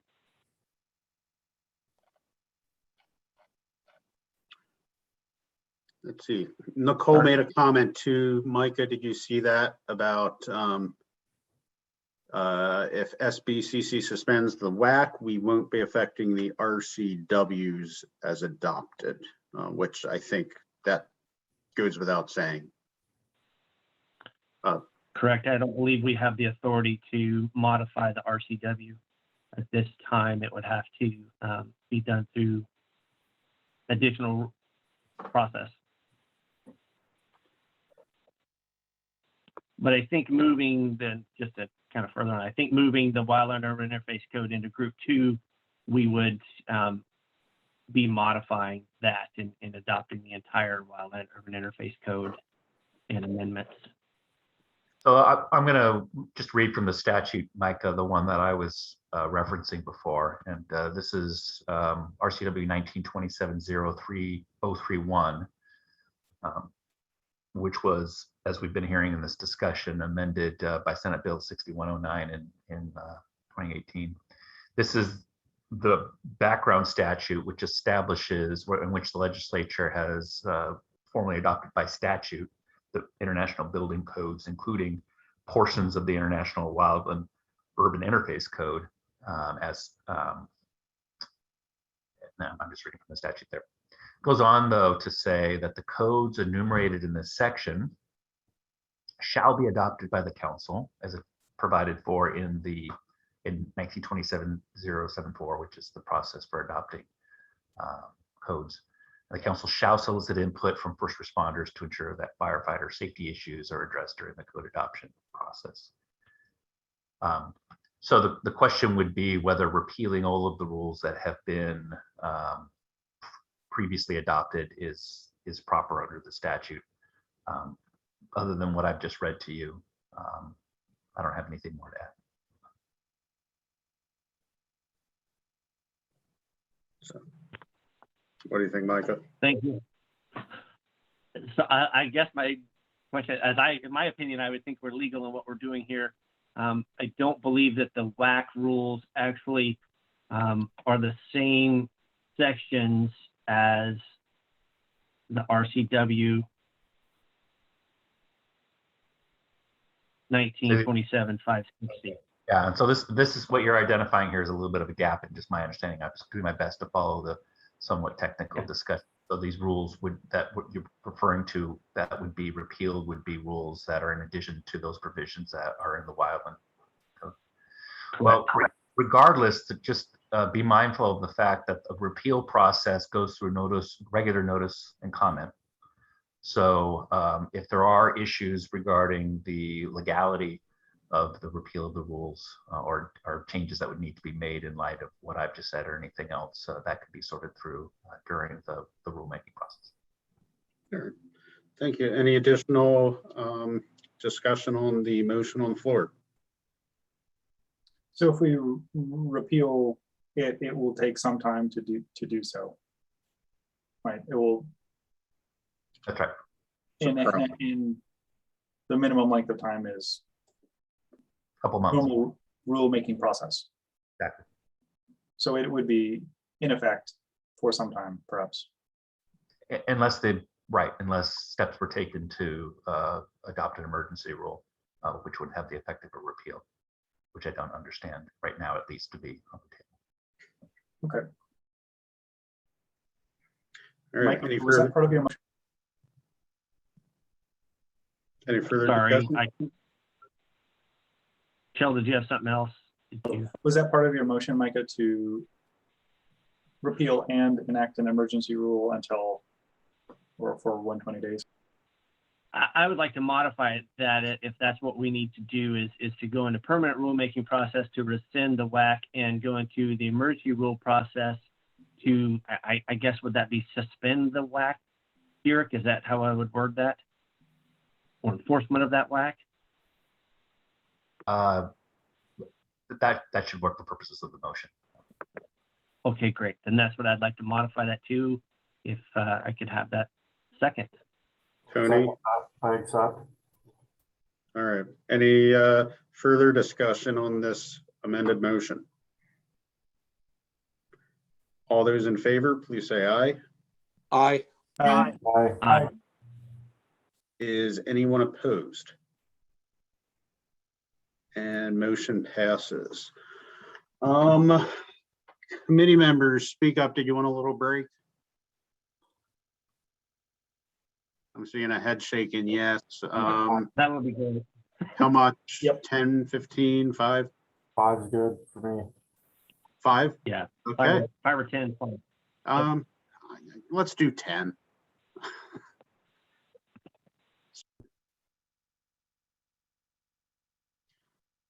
All right, welcome back. Thanks for bearing with us while we stretched our legs. So I think next up is EV, if I remember correctly. Yep, the EV infrastructure proposals. So if you remember from last meeting, we had one proposal that was put together by staff in order to address the legislative mandates that we had to meet. And there was another proposal that was put forward during the normal proposal cycle that went above and beyond that was sent back through the tag process in order to be debated, and that occurred. So what we've got in front of us, we've got everything merged together, which would be what staff had put together and came through the process of what the legislative mandate was, plus the other EV proposal that we just discussed. So that's one. And then we also have just the staff proposal, which can be looked at as well. Stoyan, does that summarize things Yes. well? Yes, Okay. it does. I personally prefer to have these two proposals available for discussion by the council members because they have different approach. The staff proposal goes really follows the requirements in HB 12H7. So it doesn't go that much restrictive. The only addition is compliance for 1 and 2 family dwellings in townhomes. The second proposal, which was filed as 196, goes above and beyond that and requires electric vehicle chargers and EV ready parking spaces, which is parking spaces with receptacle outlets. So what you have before you now, this is the merged proposal, and I'll go into details later. If the council decides or the council somehow doesn't like this proposal, I have the original one ready to be discussed, because I didn't want to have yes or no and this proposal would go away. We have the council has a statutory mandate to develop this EV infrastructure, to modify the EV infrastructure sections that were just adopted a month and so ago. So with this introduction, I will start going through the proposal. I just don't know if I think we went over stuff enough last time, unless members speak up if you want to go through section by section. Otherwise, maybe we can just begin discussion, and any sections of relevance we can dig in at that point. Okay, I will wait for some okay? questions then. Okay, so let's open things up for discussion. Micah, floor is yours. I think people get tired of hearing me talk. I don't really want to go over a whole lot. I had 2 items. It seems like we have now incorporated, as you see on the screen right now, coming up some tables, and I don't think that was part of the original proposal. Correct me if I'm wrong, Stoyan, and maybe we should talk about how you have incorporated this into this combined proposal. And then the second question I have is, if this is for off-cycle rulemaking, do we have a companion proposal to put into the IRC for the requirement that you have at the beginning of this proposal for 1 and 2 family dwellings? You're not going to get 1 and 2 family dwelling requirements out of the building code. So anybody that only constructs out of the IRC, which there's a lot of folks around the state that only construct out of that, will not know to go to the IBC requirements for EV charging infrastructure. Period. That's my question. Thanks. This is not for off-cycle rulemaking. This is part of the 2021 rulemaking. And the idea behind it is we will have the same proposal for 1 and 2 family dwellings. The tables were added because I followed the recommendation. We had the discussion at the TAC meeting. We had a few members of the energy TAC, and the recommendation was to merge these 2 proposals. So I'm adding the tables. The initial proposal was 10% EV ready, which didn't require chargers. It was EV ready, a junction box or receptacle outlet, and 10% with EV capable with conduit or any other way of additional different raceways, whatever, several options, but EV capable that can further be converted. Currently, we have charging stations, which are EV charging stations. This is parking space with a completely installed charger. You can park the vehicle and charge it. Plus, we have EV ready parking spaces that they don't have chargers, but they have receptacle outlets. So a EV owner or EV user can use portable charger and charge it. And we have, I have alternative table, which includes the initial proposal EV capable parking spaces. I added the table after coordinating with Kathleen. She was the main person that developed this proposal 196. So I have two tables for discussion purposes. So again, the initial proposal was really close to what is required in HB 1287. The merged proposal, the one that you see now, goes above and beyond that. Thanks, Stoyan. Yeah, I remember the discussion on why we put the tables in there. I just wanted to explain for folks that weren't part of that tag meeting, the reasoning behind that. I did have some concerns with the second option table. If we wanted to scroll back up to that for a moment, it's going to add the number of EV capable parking spaces.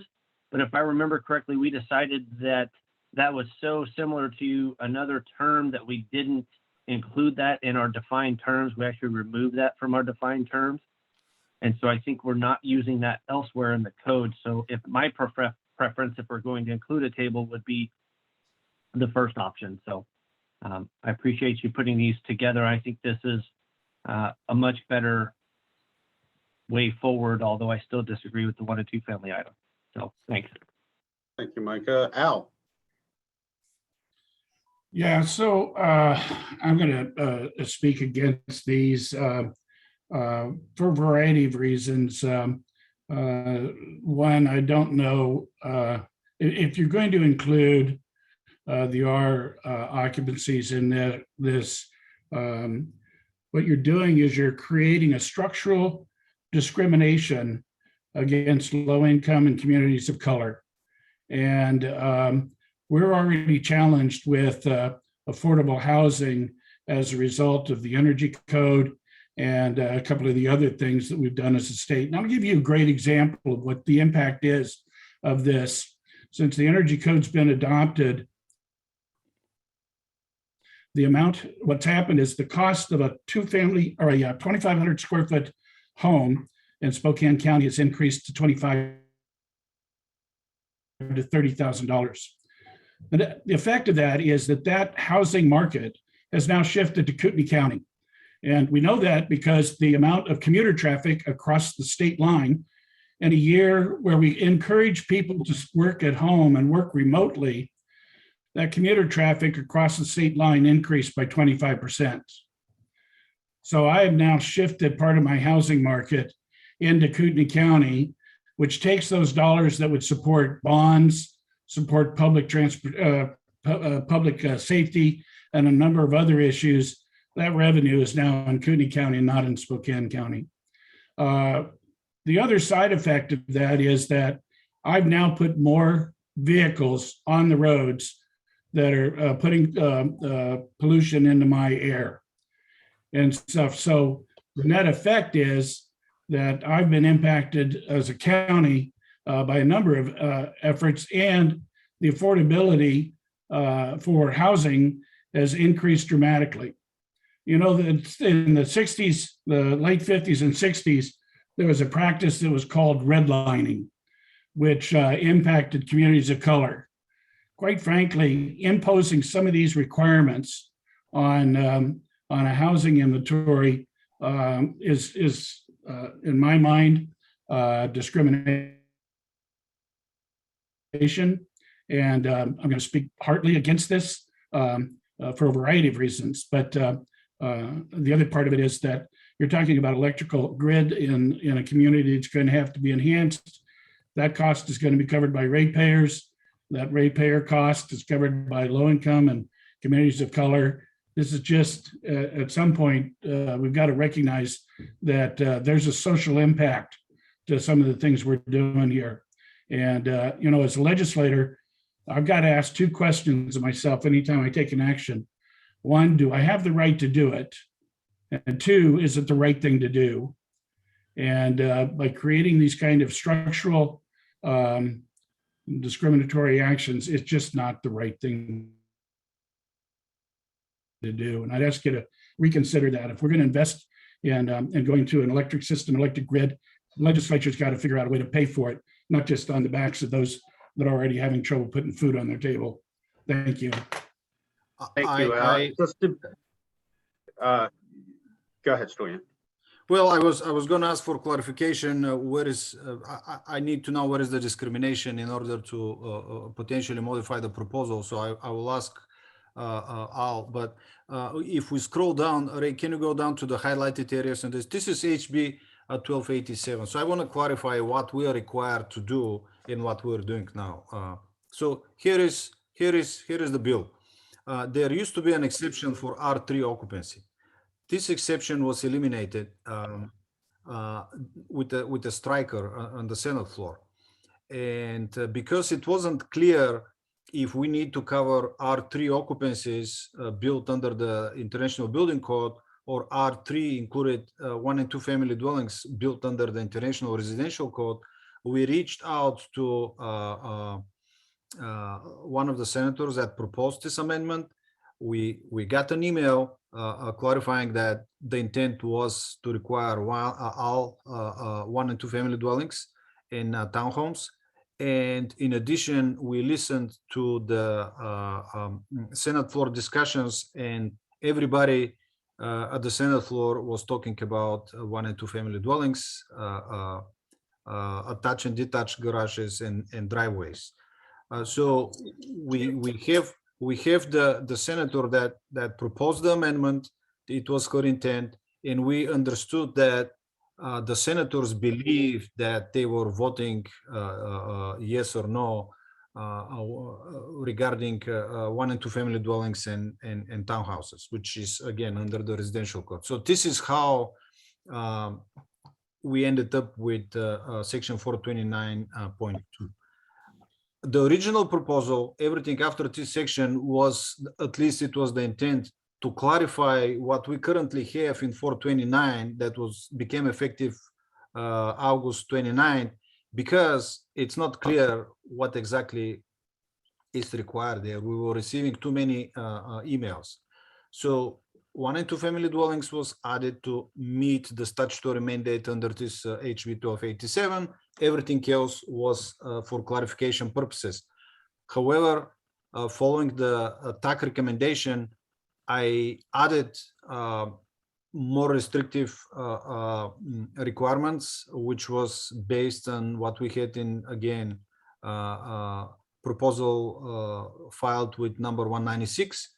So now we are going above and beyond what the initial proposal was, requiring charging spaces and requiring EV parking spaces. So Stoya, if you would provide me with the names of those senators, I'm happy to reconnect with them and have that conversation. There's a lot of things that we have done, not we as a board, but we as a nation have done prior to the Black Lives Matter movement of last summer. Then that has really caused, I know, me and a lot of my fellow legislators the opportunity to pause and look at some of the actions and consequences. You know, good policy is not defined by what the intent was. It's defined by what the impact was. And so we look at some of these things and with a different eye today than we did a year ago. And so, you know, I believe in a previous meeting, we even talked about there's a new organization that's been created to look at the social impact of new legislative actions and policies. And I would just be curious about what their reaction would be to this. And I'm not accusing you, Stoya, or anybody here of that. I'm just pointing out that, you know, we need to be cognizant about the impacts of our decisions and whether they really are achieving the goals that we set out, not only from an energy standpoint, but also from a social standpoint, and who's paying the price of this and stuff. So, anyway, I'll leave my comments at that. And so thank you. Thank you, Al. Just to be clear, though, so everyone knows, you know, we do have this legislative mandate. We've got some language that we believe addresses exactly what's required, plus the intent on top of that, which are 1 and 2 family homes. And then we've got the additional language from proposal 196 that goes on top, that goes above and beyond what the legislature proposed. Stoyan, Yes. did you have anything to add, or should we move on to Micah? Yes, the senator is Mona Das, Senator Das. Again, I just did the work because we didn't have a proposal following the mandate in HB 1287. So I developed the original one because it was a requirement for the council. And Stoya, my comments were not directed at you, so please don't take any personal offense. It wasn't. Oh, no, I did. I directed have a at thick you. skin. I didn't take any It's- personal. No, my comments about is to all of us as a collective. I mean, even I have had to re-challenge a lot of things that I have done as a legislator, and I'm now going back and rethinking them because there were unintended consequences that, quite frankly, I wasn't aware of, and now I'm heightenedly aware of them, and I'm trying to fix them. So, and just because the legislation was passed prior to Black Lives Matter doesn't mean that it was intended to impact communities of color. It was passed in a climate that was different than what we have today. And if we don't acknowledge the climate that we have today, we won't change it. And so we start somewhere. And so anyway, that's my comment. I'll get off my soapbox. Thank you.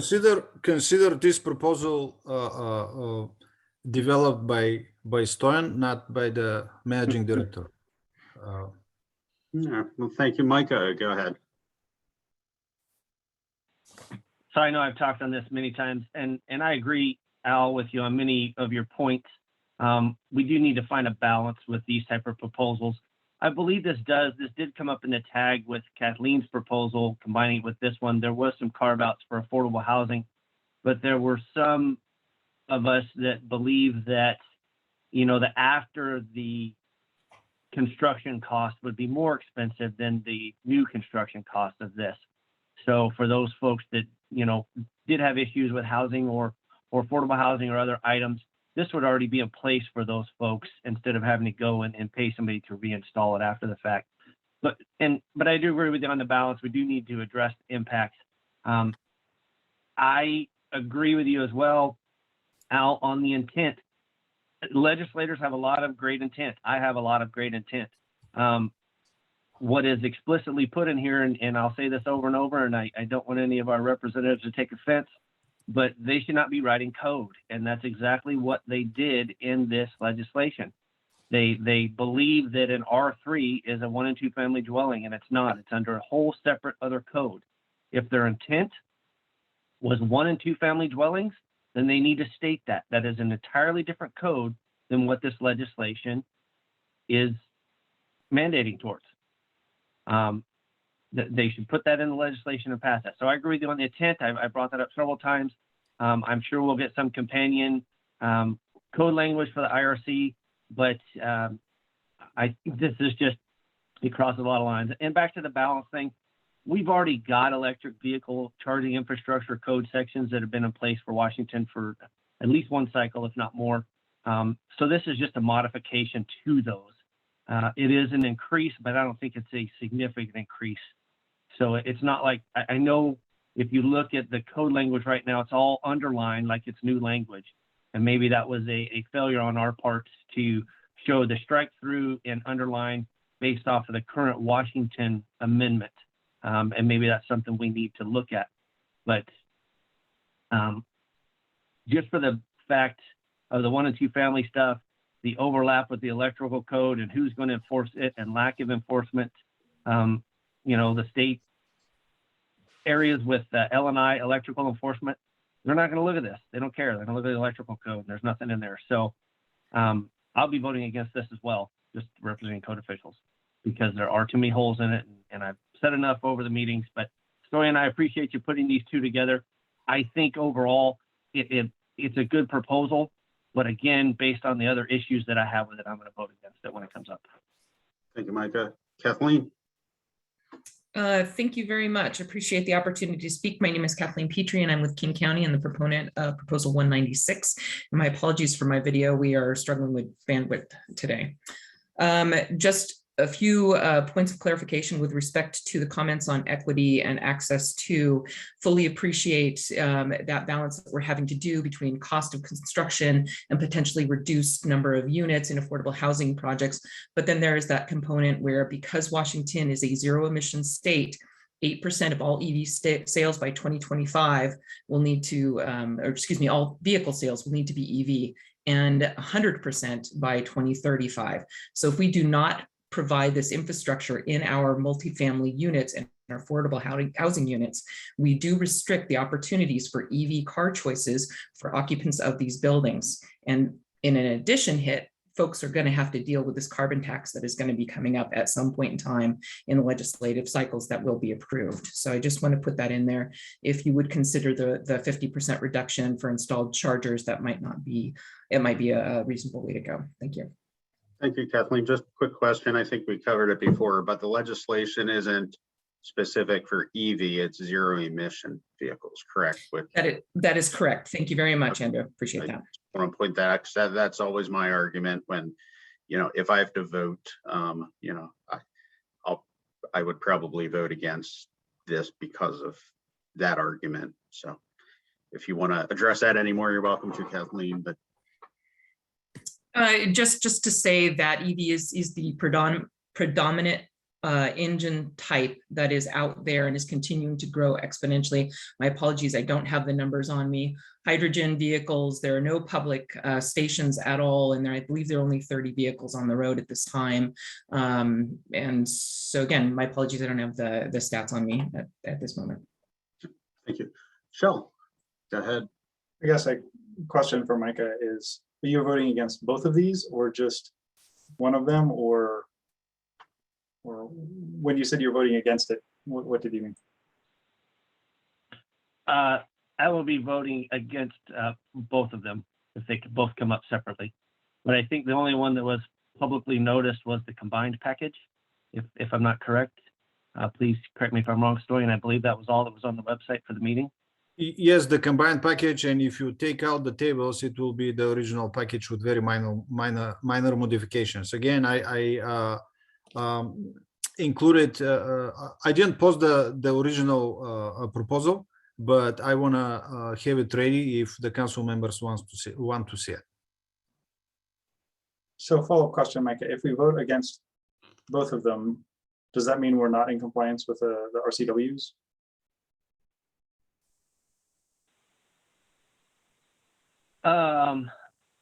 I think if the overall goes down, then that may be the case, but it may not be. I think that we have until July of 2023 or January of 2023, Story, and I don't believe I remember the exact date from the legislation. It would just mean I don't agree with the proposals as written, and it would need to be taken back and revised. Well, I think in order to get it into this rulemaking, because this is going through the normal rulemaking for the what's it, the 2021 set of codes, we would need to get that through. I'm going to respectfully disagree. I think Kathleen's proposal was through the rulemaking for the 2021 Group A codes, but the original EV infrastructure modification was not. And Stoyan, you can correct me if I'm wrong on that, but I think we went back and worked these together because they were similar, but I just correct me if I'm wrong there, Stoyan. I think there's two different pieces of legislation we're combining into one. Or proposal. I will correct you here. The intent was to align with the current code adoption cycle. And one thing I agree with you is that the implementation date is July 1st, 2024. Regarding modifying the proposals, I modified the proposal 5 or 6 times, and including probably 90%, Micah, whatever you ask me for. And if this is the decision, I would follow, but I would ask for clearer guidance, what exactly you want me to modify. I think I've said it over and over. I'm okay with the majority of the language, aside from implementing this on 1 and 2 family dwellings that do not fall within the IBC. Okay, got it. Because it was not specified in the language of the bill, correct? Correct. Okay, so you didn't want to go with the intention, you wanted to go directly with language. Okay, Senator Wilson and then Shell. Thank you. I'm sitting here listening to this entire conversation, and what I hear is, I think we're getting into dangerous area here where the bill, the intent is overriding what the law is as written, how the law has been written. And so, I mean, if you're having to go back and talk to different senators to find out what that meant, it means we need to clarify this before you go and make rules on this.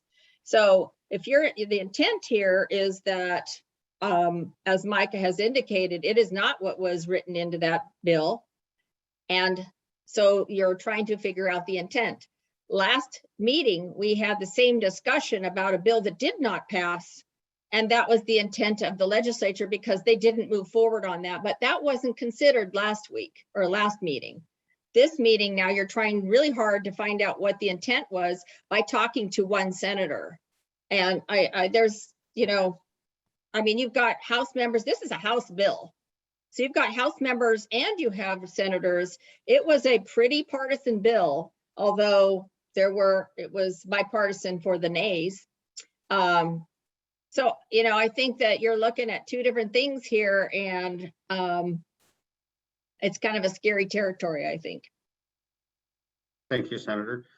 Shell? Just to clarify, I'm sorry, Andrew, I apologize. Just to clarify, we didn't talk to the senator. We listened to the debate, and I agree it passed, I think 25 by 23, if I remember correctly. The debate was really well, it was interesting to listen, but the debate was going back and forth. So what we got was an email from the senator. We didn't talk to her, but we worked with what was available at the time. All right, Senator, anything else? Okay, Shell, go ahead. Yeah, I agree. We shouldn't overstep legislative words with legislative intent. So since this is an RCW, we can engage in off-cycle rulemaking, is my understanding. So if we did not pass this today, we could still take it up at any point which we wanted to, as long as it's ahead of the implementation date of 2024, July 1. Is that correct? Yes, because the bill allows us to go beyond as well. So because of that flexibility there, you know, we wouldn't even be throwing away Kathleen's proposal. You know, we could still get that incorporated if the council chooses. Okay, thank you. That's my understanding. Correct me if I'm wrong, Stoyan and Derek. You're correct. Again, the implementation date is next year, July 1st, 2024. So we have the time. Wait a minute, 2024 is not next year, unless I'm. No. Next year, the implement. If we include this proposal or similar proposal into the 2021 code adoption cycle, the effective date is July 1st, 2023, and this bill, HB 1287, gives us one more year, so we can do it with off-cycle rulemaking. The only reason that you have this proposal here is because in the fiscal note we specified that we didn't ask for any funding for this because we thought we would be able to do it during the regular code adoption cycle. That's all. Can we do it with an additional off-cycle rule? Yes. Can I make a motion as part of my continued comments? You're on mute. Sorry, let's let Corey speak first. I'll let you make the first motion, but go ahead, Corey. Yeah, I was just going to do a straw poll, the idea of tabling this until we got a letter from the legislature kind of clarifying what the intent is. In particular, addresses some of the issues that Micah brought up with the residential code and building codes. It sounds like that's probably consistent with the motion that Shell was gonna make. I'm So just asking before- a straw poll if it's worth doing now so we can move on through the agenda and address this in a more effective manner when we have better information. I don't think there's a need for a straw poll because I think that's what the motion is gonna be. But anyone else have anything to say before Shell makes a motion? Kathleen made a comment in the chat. Would you be able to address that, Andrew? In one of the previous meetings, it was proposed to create an EV tag. By chance, would that still be an option?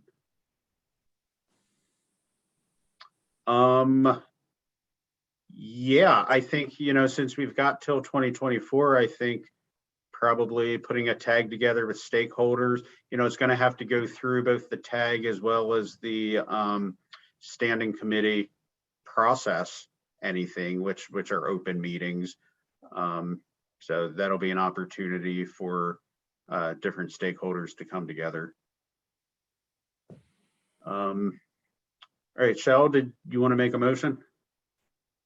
I'm still confused as the best motion to make, but the motion would be something like tabling this, or rather sending it back to the building code tag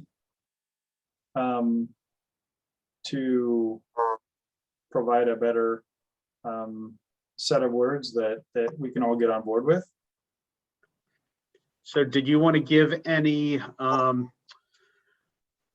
direction? Do you want it to be just what the bill states, what we believe the bill's intention was, or the ability to go above and beyond?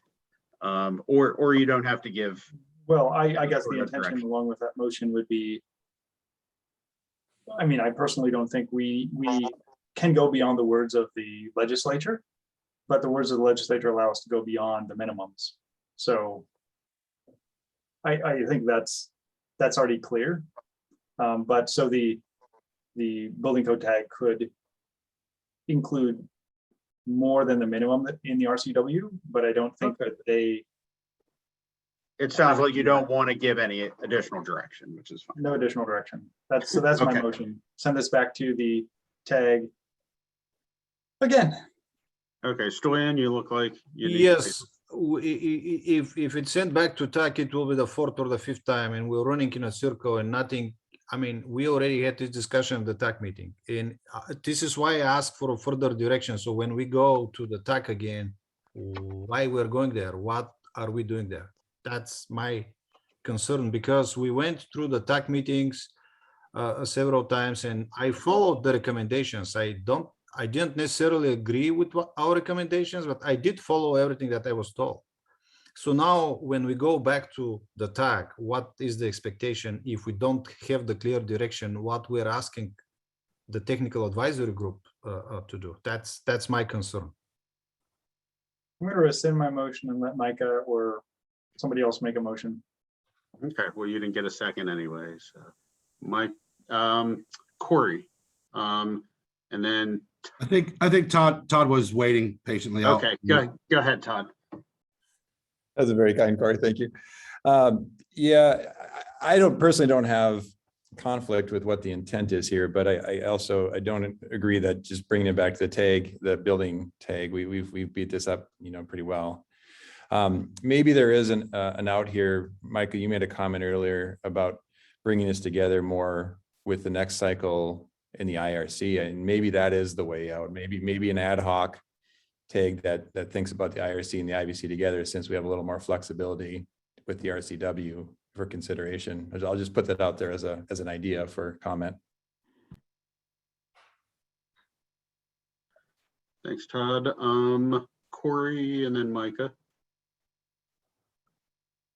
Just in discussion on Todd's thoughts there, if we delay, we don't have to implement till 2024, but the sooner we do it, aren't we better off?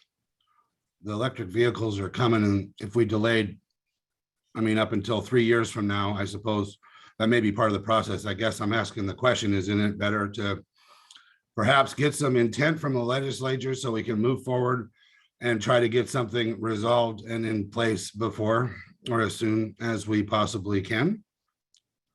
That's a good question.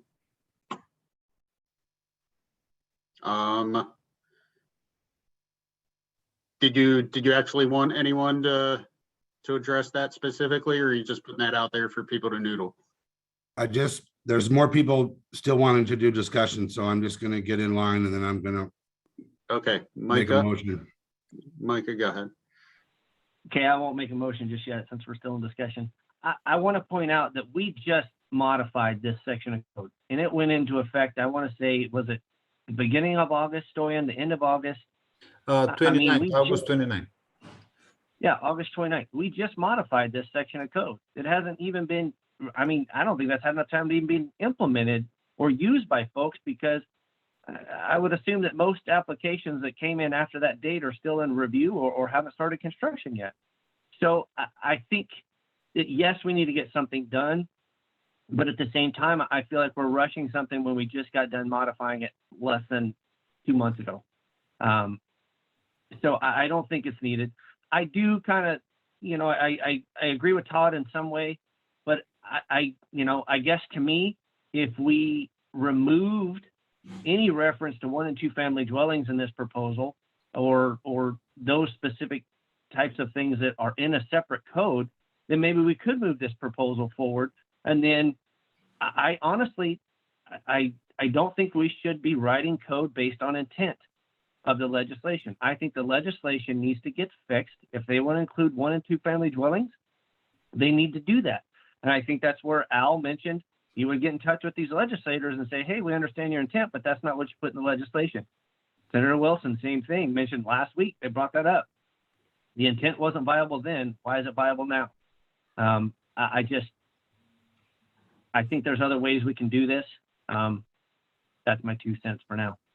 Thank you, Micah. Shell. I would actually say probably 50 cents or more. And I guess I was saying, since we do have some time, we could probably send a letter to the legislature and suggest, if we thought that it was an unclear bill, that something get passed, and then await its passage since a legislative session is on our doorstep. That something is clear if we think it's unclear. That's all I'm saying. All right. Thank you, Larry.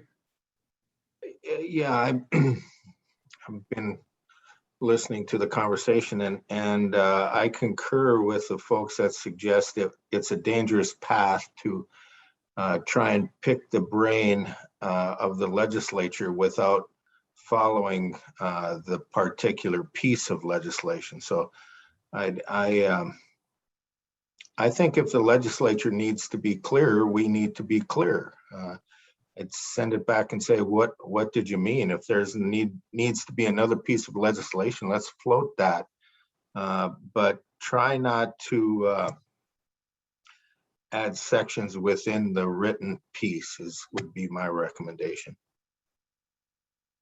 All right. Thank you, Senator Wilson.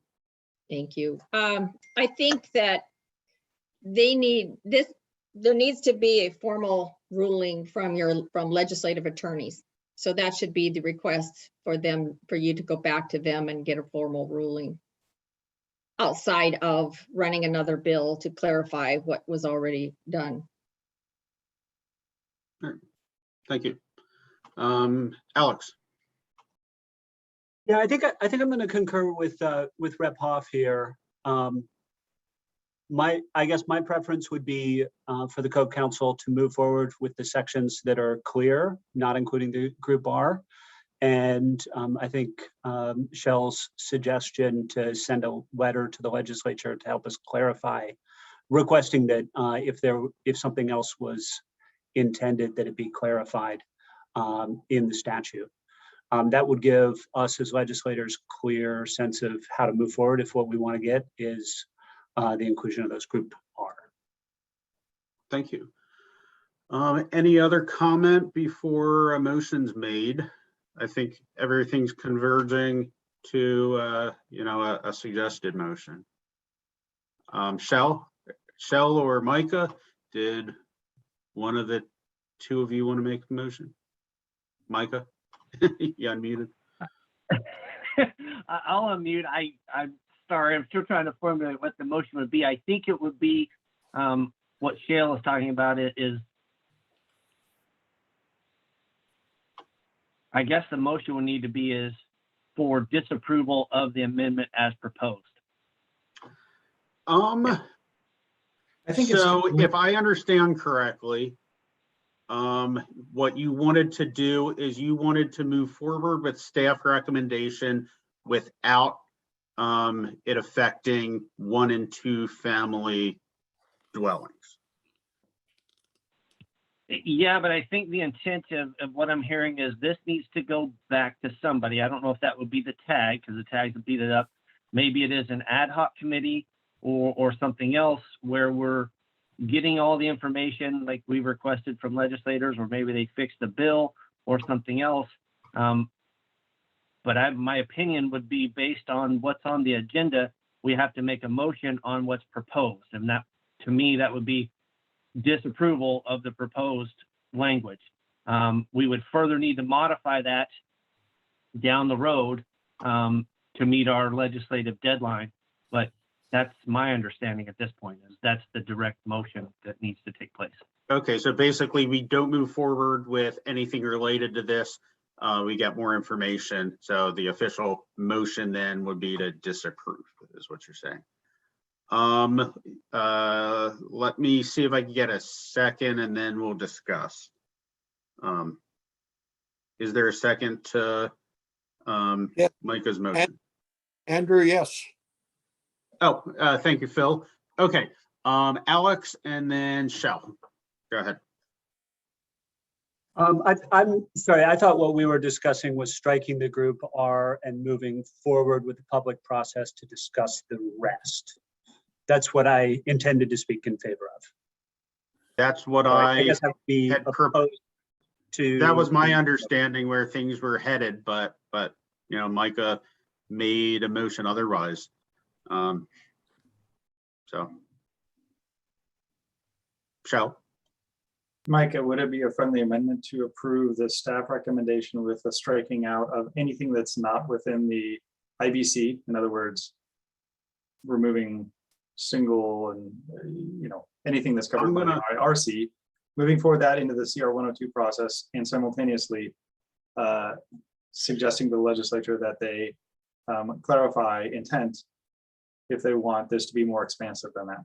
Shell, I'm gonna rule that out of order because it's completely different than the motion. I think we need to vote on this motion. Okay. But I guess, you know, your comment is you're speaking in opposition to the motion and you'd like to propose that if the motion fails. Correct. Okay. Shell, if this motion fails, we can discuss eliminating information that's in the proposal and moving something forward. So thanks for that suggestion, but I think my initial motion will stand. Okay. Jay, go ahead. Yeah, I just was going to support a motion more along the lines of Representative Ramo and what Shell has suggested, so I'll be voting against this and hoping of getting a subsequent motion. All right, thank you. Todd, go ahead. Thank you. I think I agree with Jay's comment and Mike to vote this down, but then propose to include to exclude group R, because I think what I'm hearing is then we'd have time when we look at the IRC to potentially also fill any loopholes in if someone were to do group R in the IBC. So I'll vote no, thanks. All right, thank you. Any additional discussion? Jay, your hand's still up. Anything else to say? Todd? Okay, Shell? I guess just to be clear, nobody's talking about excluding group R. It's just excluding that those are occupancies that are covered by the residential code and not the building code. I think just to be totally clear. Yes, I think we're saying the same thing, Shell. Yeah. Any further discussion? Senator Wilson. I'm trying to follow all of this. So the motion on the floor now is to vote. Okay, Okay, go ahead. Right. So we're in discussion. So is the letter to the legislature, wherever that's going, still being written? Are you still going to try to clarify this? Because you would actually go to the clerk and you would go to the Secretary of the Senate and then to the bill sponsors and then to the committees to find out what this was intending. So that would be the process. It's not going to be a quick process, but that would be the process to determine exactly what we need to find out. Micah, is that, was that the motion? Yes, that is my intent, is this proposal as shown goes down and we get all this clarifying information, since we have plenty of time to do that, and then move forward with modified language. Because I'm assuming, I think others are assuming, that 1 and 2 family dwellings are the big issue, but there may be other items that the legislation or legislature intended that we're not capturing here. And that's kind of where I was going for. Is this goes down, we either create a subcommittee or something else, get all that information. We may not modify anything further, but at that point, we'll at least have all the information to accurately judge this. Okay. Thank you. Alex, go ahead. Just in terms of communication with the legislature, I think the senator had made a good point earlier that, you know, the intention of the legislature is what people voted. And so we have the language. I would urge that if there's communication of the legislature about intent, it's in the form of a letter that says, hey, we think you might have intended this. This is how you could structure a bill in the future if that's what you wanted, if you want to include the single family homes. But that isn't how we interpreted what was passed. And so we've moved forward with the other groups. I think that's a more clear way to approach the legislature. So, Micah, did you want to comment on, did you want to just open the open question, or did you want to, in the letter, to propose, you know, what we're thinking and say, is this, was this the intent of what was passed? And if not, you know, what's different? I'd rather that be an open question instead of expressly going, hey, is this what you meant? This is how we read it, because I don't want to lead them on. Okay. So I want them to express what their actual intent was, and that way, and you know, we would get a clear understanding, or at least you know, an understanding of where they stand and not where we want to point them. okay, thank you. Corey. Mike, I just want to clarify. I think I misunderstood you initially, but it sounds to me like you want to turn this down and go back for that information from the legislature in general. That's what you're after, right? Yes, that's what I want to clarify is we're looking at this language. I don't want to spend time today further modifying this language when we don't have all the clear intent from the whole package, in my opinion. I think your intent is the same as mine, so I'm in support. Yeah, so I just, you know, we just modified this in August, and we have time to get all the information. And if they say, yes, we have to have 1 and 2 family, then guess what? We don't have to modify any of this language. It's already done, right? That's how I'll see it. But if they have other intent, then we do modify language. But like I said, I'm not necessarily opposed to the majority of this package, but I have a really, really hard time with the 1 and 2 family. Okay, thank you, Micah. Senator Wilson. Okay, I'm going to make this a little more interesting. So can we amend the motion to clarify how we're going to the legislature? All right, that's pretty open-ended. So I would like to amend it to say, to clarify through the proper process of a legal legislative intent ruling by going to the clerk, Secretary of Senate, and then that information goes to the bill sponsors and the committees. That clarifies how we're going to get the answer, not just a letter to the legislature. And yeah, I'll allow that as a friendly amendment. I think that's in order, and that was the intent of Micah, but go ahead, speak, Micah. I'll agree to that modification. Okay, Phil. Mr. Lemley? Yes, yes. Okay, perfect. Andrew, All as a right, point for the- Andrew, am I allowed to provide little technical clarity on the terms that we're using here? I think Mike unintentionally misled the council member, so I want to clarify something. We're talking about R3 versus 1 and 2 family dwellings. We need the clarification for the residential code. We don't need the clarification for the building code. R3 includes 1 and 2 family dwellings and townhouses, and you can build 1 and 2 family dwellings and townhouses under the building code. It's not necessarily under the residential code. You know, there are limitations with size, and so I don't want to get into the technicality, but the exception for R3 is no longer applicable. It got repealed from the bill, which means we need to include technical requirements for R3 occupancies. And I don't want to advocate in either side. I just want to be clear that R3 includes 1 and 2 family dwellings. So if we get rid of 1 and 2 family dwellings as it's shown in the original proposal, then what we're doing with R3 occupancies that again also include 1 and 2 family dwellings. In the tables, we have group R occupancies, 10 of total parking spaces. So this group R occupancies, including R3, 1 and 2 family dwellings, they will require chargers. And 25% will require a receptacle outlet. So there is some conflict between what is R3 and 1 and 2 family dwellings under the building code, under the residential code. I apologize. So the clarification is needed for buildings built under the international residential code. Yeah. But the HB 1287 is crystal clear that R3 is no longer exempt. Right.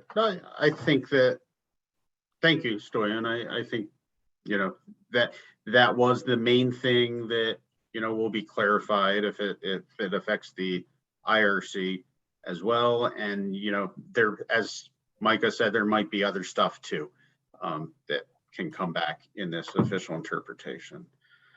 Corey, or Mike, I'll let you reply, and then Corey. So I don't disagree with Stoyan to some extent. If you build a 1 and 2 family dwelling unit under the building code, it is an R3. If you build it under the 1 and 2 family residential code, it is not an R3. So you are correct. If you are building it in the building code and it is classified as an R3, it will be required to meet the standards of 429. But if you build a 1 and 2 family dwelling out of the residential code, you're not getting there. That's what I want the clarification from the legislature to be. Are we supposed to apply this to structures built under the 1 and 2 family residential code, which is a complete separate code? Yep. Thanks. Makes sense. Corey, go ahead. I'd like to call the question. Thank you. We're going to take a roll call vote on this. Ray, are you able to go through? I can do that. Can we clarify the motion before the vote? Go ahead, Mike. Clarify the motion. Motion was for disapproval and to determine intent as laid out by Senator Wilson. Okay. Todd Byreader. Okay, no. Micah Chappelle. Yes. Did you say, I'm sorry, Mike, did you say that again? Yes. Okay, thank you. Caroline Traub. Yes. Robert Hamlin. Yes. Corey Wilker. Yes. Phil Lemley. Yes. Chell Anderson. Yes. Tony Doan. Yes. Robert Graper. Yes. James Milbauer,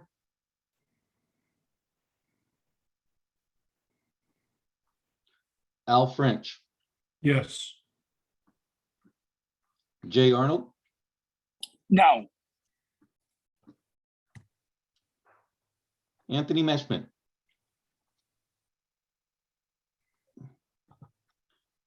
and Andrew, are you going to vote? Nope, that's Okay. one of the perks of being the chair. So I, One, two no's, and 1, 2, 3, 4, 5, 6, 7, 8, 9 yeses. all right, so motion passes. Up next is staff report, correct? No, we have the emergency rule that was proposed at the beginning under item 4, agenda item 4. That's number 11, not number 10. Yeah, I mean, if you want to give your staff report afterward, I don't see a problem with that, but yeah, staff report is next. I prefer to give it after that because Okay. I want to have enough time for the discussion. Sure, okay, let's I'll move make a on to motion number 11 then. Would you, let's bring that up first, that issue, and then after that, we'll ask if there are other issues as well. Alex, go ahead. You've got your hand up. Thanks, Mr. Chair. I have a previously scheduled meeting I'm going to have to run out to, but I had reached out to a few builders and HVAC installers in my area and to gather some feedback over the last hour and a half or so that I'd like to share with the council before I run. Is that an appropriate time to do so now? Yep, now's the perfect time. Great. So I checked in with 3 or 4 builders in the Bellingham area and one HVAC installer to try and understand sort of what's going on with the heat pump issues from the on the ground perspective. Folks said yes, there is real challenge getting heat pump equipment right now. One person said they ordered something yesterday and it's 2 months out. Others are saying heat pumps are 2 months out. They have one that's been on order. It's 2 months out and they're told it's at least another month. Another quoted a delay until the end of the year. So definitely a real problem. But they also all said that this is not unique to this equipment. That one of them said that he's got a garage door that he placed an order for that's 24 weeks out. Another one said a window package is 6 months out right now. And although none of them had tried to order gas furnaces recently, one checked in with gas, with the HVAC company he works with to find out and heard that gas furnaces are similarly difficult to get a hold of right now. So I guess the point I'm hoping to make here and encourage the council to contemplate is that I just don't think it makes sense to pass an emergency rule related to one kind of piece of equipment when so many other components are delayed as well.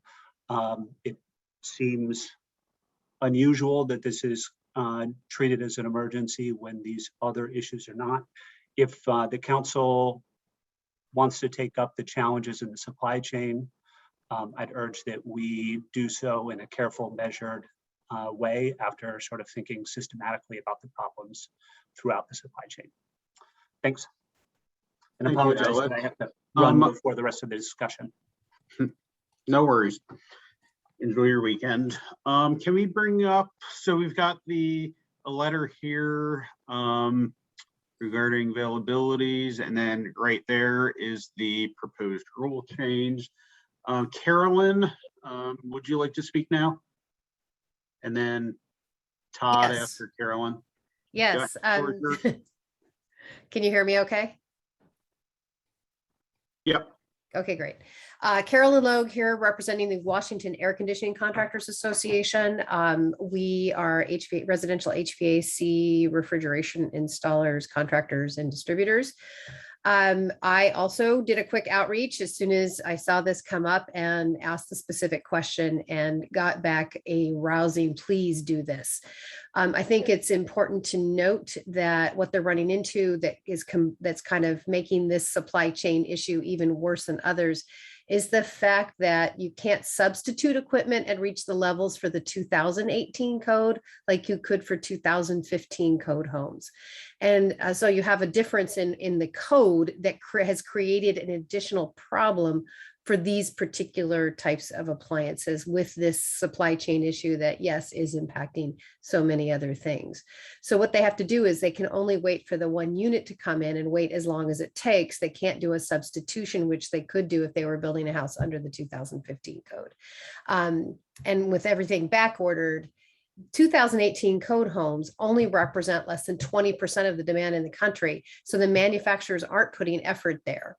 They're working on the demand of the other 80%. And so the Washington State Energy Code itself in this situation is actually backing people into a corner where this is even going to take longer. And we're asking for flexibility. So we would wholeheartedly support this emergency rule. Thank you. Thank you, Carolyn. Andrea Smith, would you like to speak?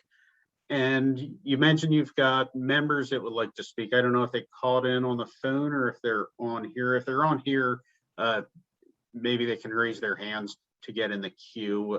If they're on the phone, they can either speak up or maybe you can put in the chat what their names are. We can call on them. But floor is yours right now if you've got anything to say.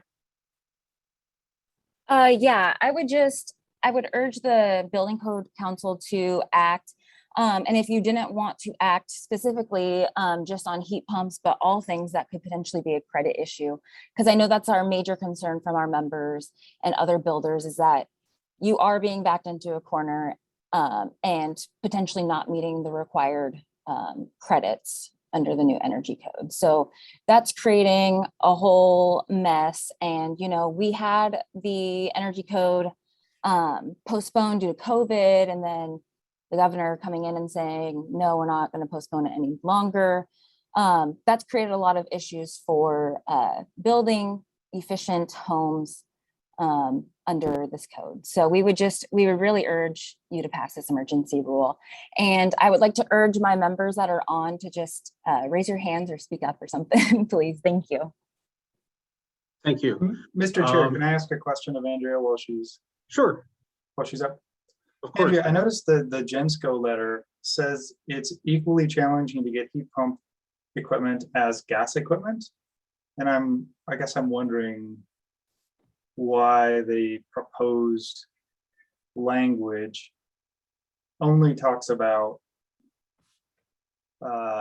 the heat pump equipment and incentivizes gas. Yeah, that was just to create flexibility so that if they were able to get their hands on a piece of gas heat pumps or gas equipment, that would be an option. Just being able to choose the other options are not adequate. And I understand that this is a complete, this is happening over all kinds of different supplies. But I feel like opening up the options would be advantageous. Thank you. Todd, go ahead.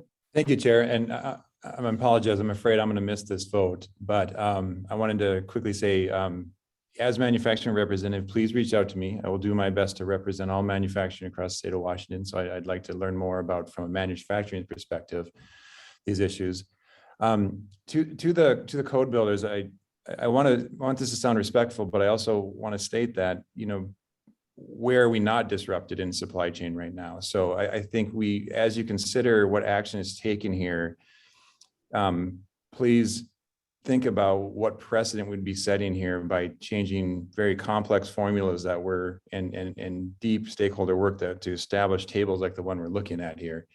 I understand it's a temporary proposal, but you're messing with very complicated calculus that we're setting a certain precedent across the entire code just based on temporary or even long-term supply. So I think there's more complexity to issues of supply chain than just changing the code. So whether this is the appropriate place to do that. So thank you. Thank you, Todd.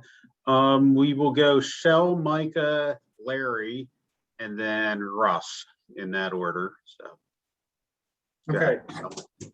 So codes in general to provide long-term benefits to society. We have exit stairs not for the first month of occupancy necessarily, but so that in 5 or 20 years, building occupants can still exit a building. It requires a lot of things that when you buy it or rent in a building, the long-term strategies provide for health and safety over the long term and consistency. We have the energy code to provide energy efficiency that lowers the cost of energy for everyone, since we don't need to build as many new power plants when we have efficiency. The power plants that we generate every 5 years say that efficiency is the most cost-effective energy source. I don't appreciate trying to ram this through without gathering facts from more than just one organization, especially from the BIAW, an organization that is well known for fighting against the energy code every cycle. Right, careful. From reaching out to some contacts in the extremely limited short time period between when the council was made aware of these until now, it appears that gas products are even further behind their production than heat pumps. So if we can't build with gas, and we can't build with heat pumps, how are we going to build buildings? If you look closely at the Gensco letter, which was brought up earlier, it mentions that supply chain issues for all HVAC products, specifically including gas. This is not how the letter was presented earlier and not consistent with the proposed emergency rule to give more points for fossil fuel furnaces. The supply chain issue is real, but the letter doesn't suggest that the solution is the one being proposed right now.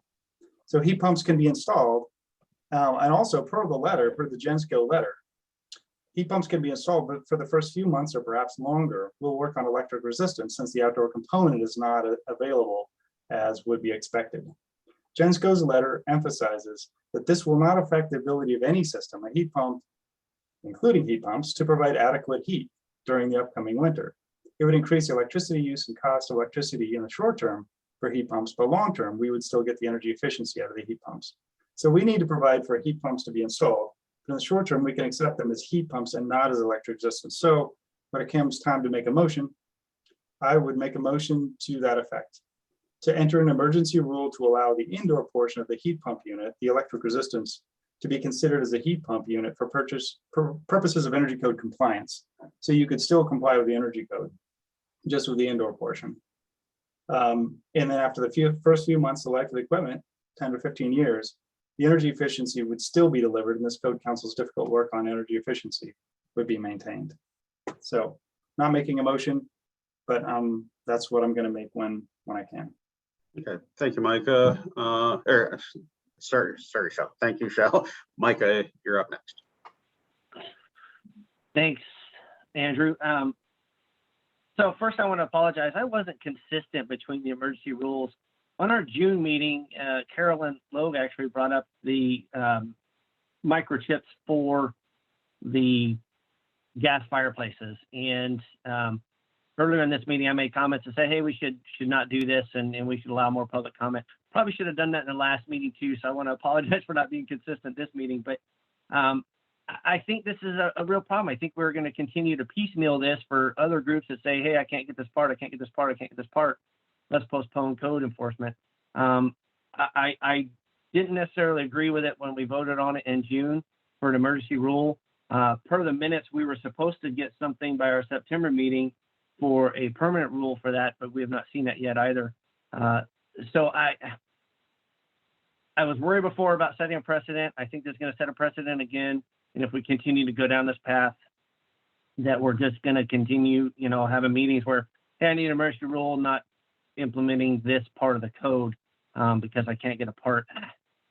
I struggle a little bit. I completely understand, though, having been on that side of the counter and not being able to get stuff in a timely measure. So I'm struggling with it a little bit, but I appreciate you bringing this forward. Maybe we need to address this on a wider scale than just this one item. And I don't really recommend modifying the code for this one item. It would almost be like a postponed enforcement in some way, shape, or form. But I agree with Shale too on those letters. If they're having trouble getting any parts, it's every part. So why are we only picking on this one heat pump appliance? It was kind of like I mentioned on the gas appliances. Like, if you're having this across the board, why are we only picking this one appliance?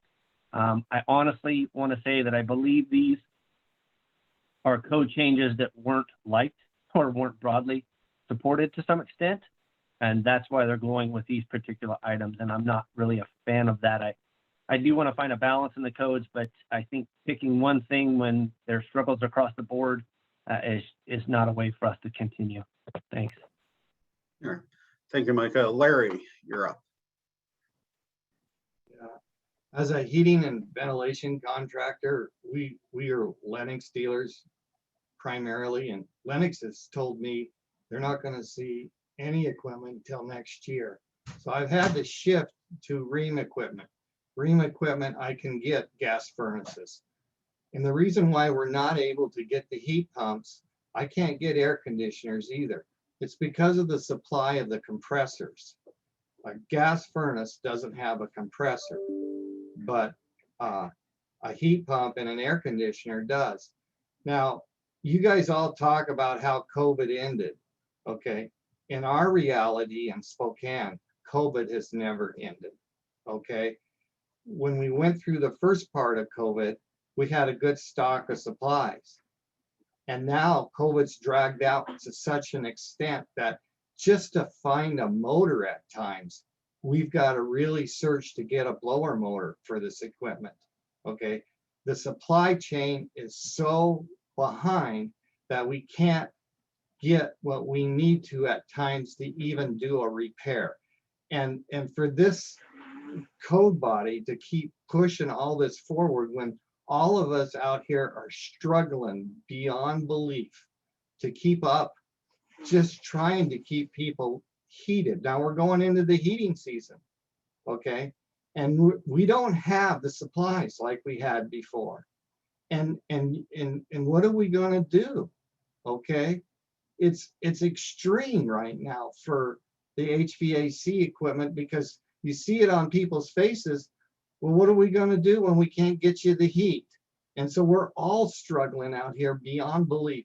It is causing extreme stress on all of our employees and everybody else because we're all trying to keep the public warm and comfortable, but at times, and then cooling for refrigeration. I mean, we work on commercial refrigeration and trying to keep these guys so you guys have the food to eat every day. It's beyond the struggle right now. And to hear what a person asked for a little bend here to get us through something to make it happen is, I can't believe it. I mean, we're not trying to change the code. We're just trying to keep people moving and keep the economy going.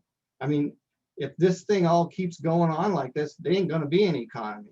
It's all gonna drop out at the bottom. And I don't know what to do. I mean, the government just can't keep feeding us this money because they don't have it.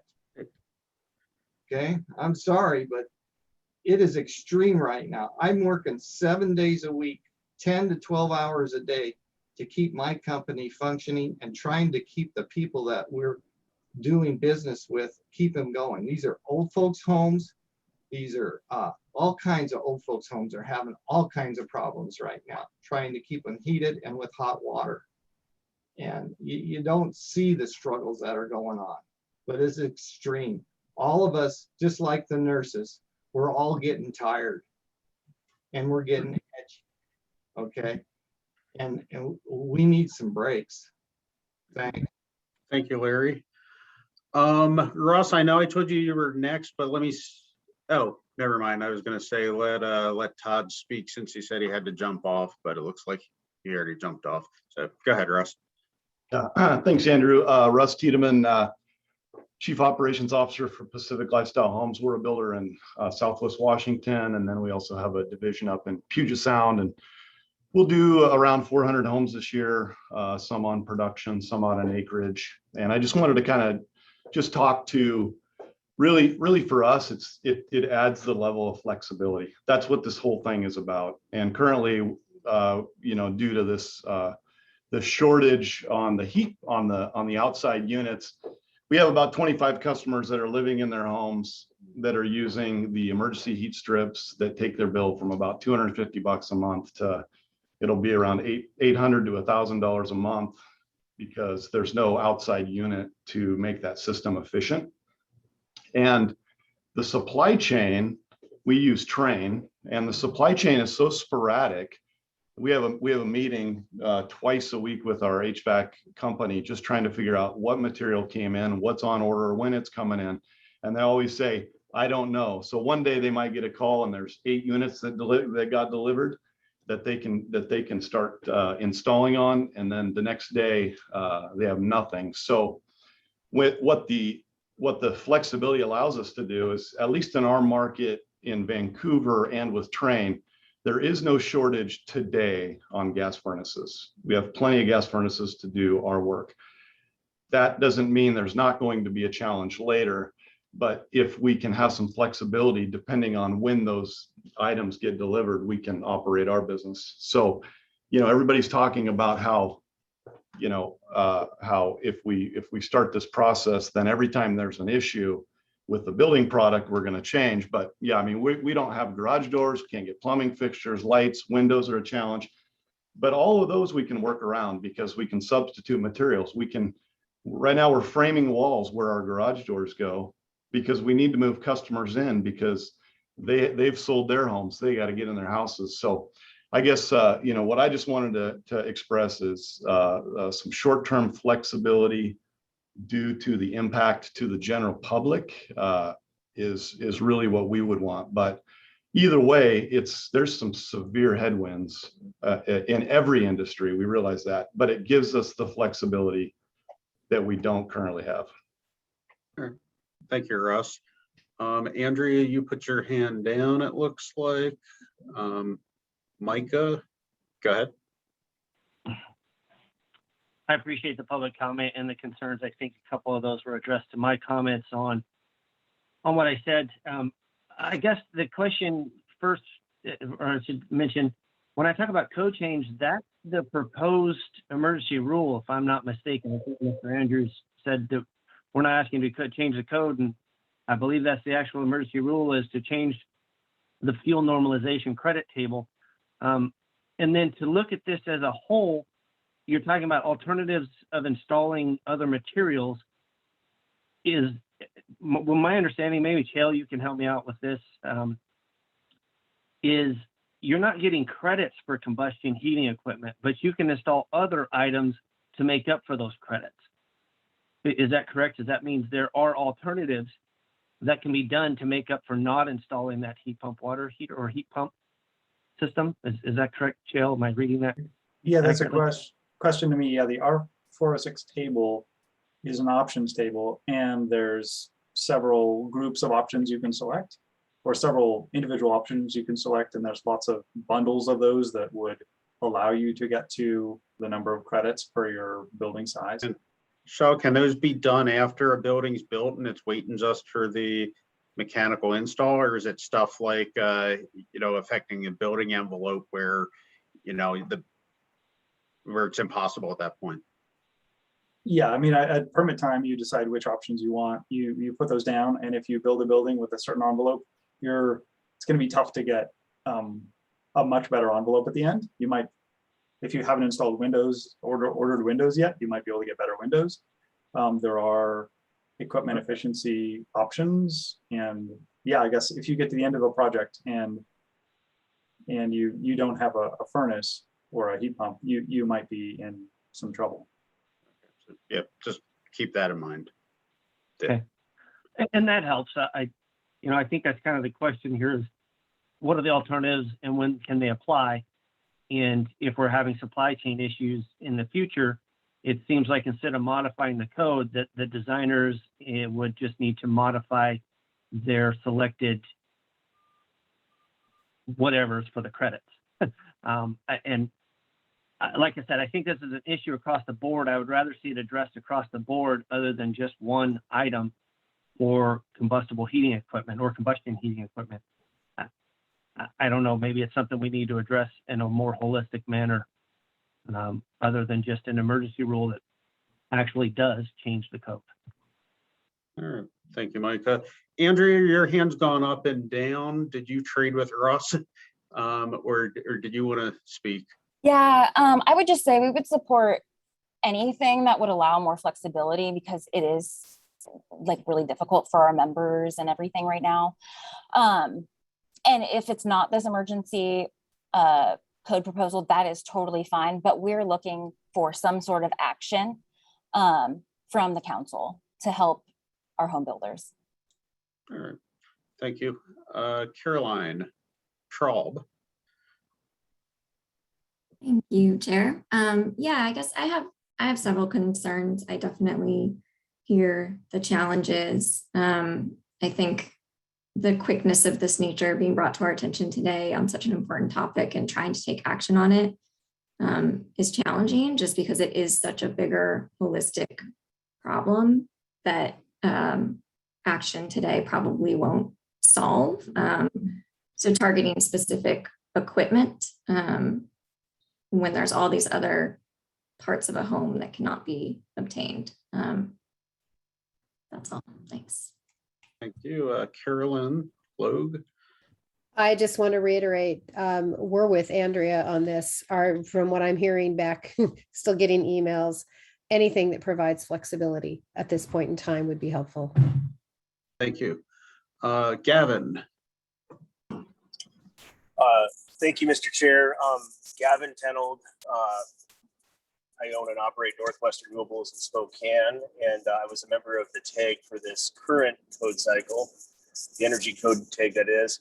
And I just want to point out that there are options for adding solar energy systems to make this code. And we do not have any supply chain issues with solar energy systems right now. And furthermore, I just want to communicate that I worry this proposal makes the wrong indicator to the marketplace. If the state as a whole temporarily stops placing orders for heat pumps, I do also install ductless mini splits, and I'm up against these challenges too. But I place my orders promptly. I know that the stuff is going to come here. It's important that this industry communicates to the manufacturers that this is where the code is going. And I don't see how the emergency rule is accounting for that. So those are my comments, and thank you. Thank you, Gavin. Andrea, I'm going to let you have the last word, and then I'm going to entertain a motion. Yeah, I had a question, but I could ask Gavin after the fact. I just wanted to know how much solar costs because housing affordability is always an issue for us. So thank you. Okay. Shell, your hands up. I would love to hear a motion. I hope that's why your hand's up. Yeah, I wanted to do a delayed response to your question because I just looked at the code.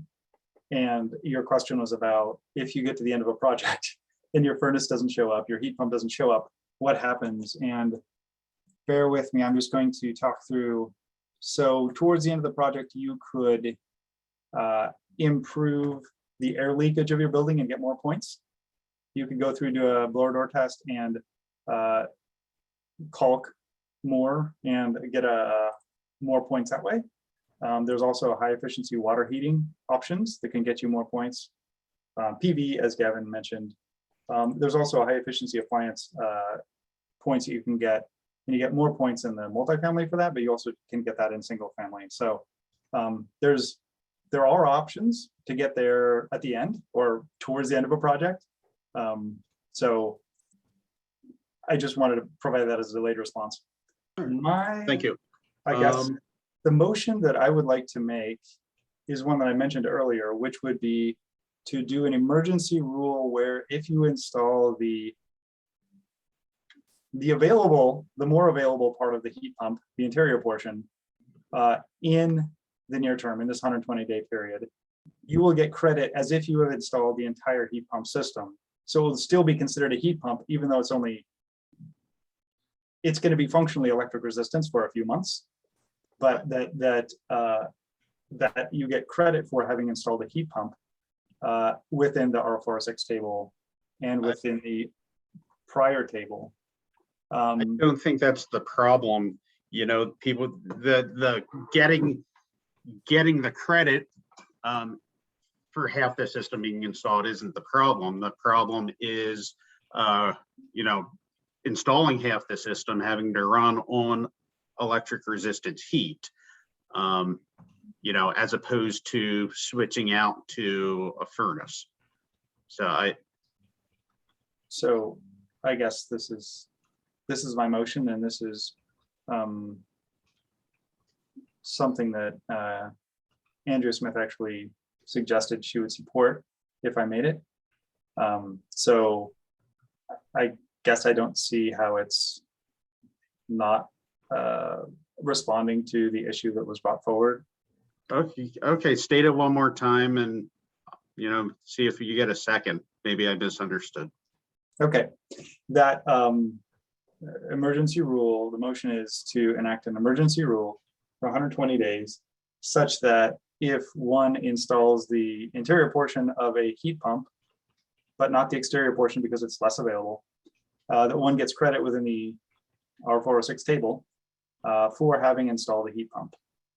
And with the expectation that the rest of the heat pump is installed when that becomes available. Okay, I think I understand what that is. I get it. Is there a second? I will second that motion. Micah. Thank you, Micah. Any further discussion? Phil, go ahead. Sorry, my dog must be getting hungry. He's barking. I'm wondering, will that affect the certificate of occupancy? Can they still get that CFO? Yeah, they would still be able to get the CO. Okay.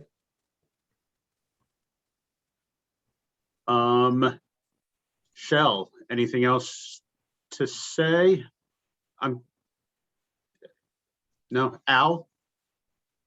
Yeah, so I'd like to be able to ask Andrea if this motion will address the concern she's brought forward. I would like to actually have Russ address that, if you don't mind.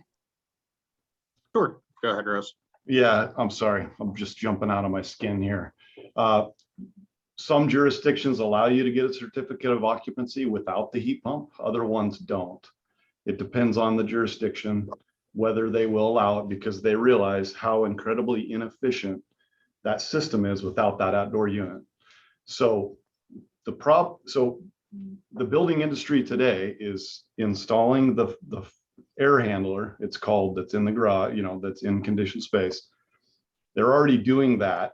There are occasional shortages and who knows what's around the corner, but we're able to get the main air handler in.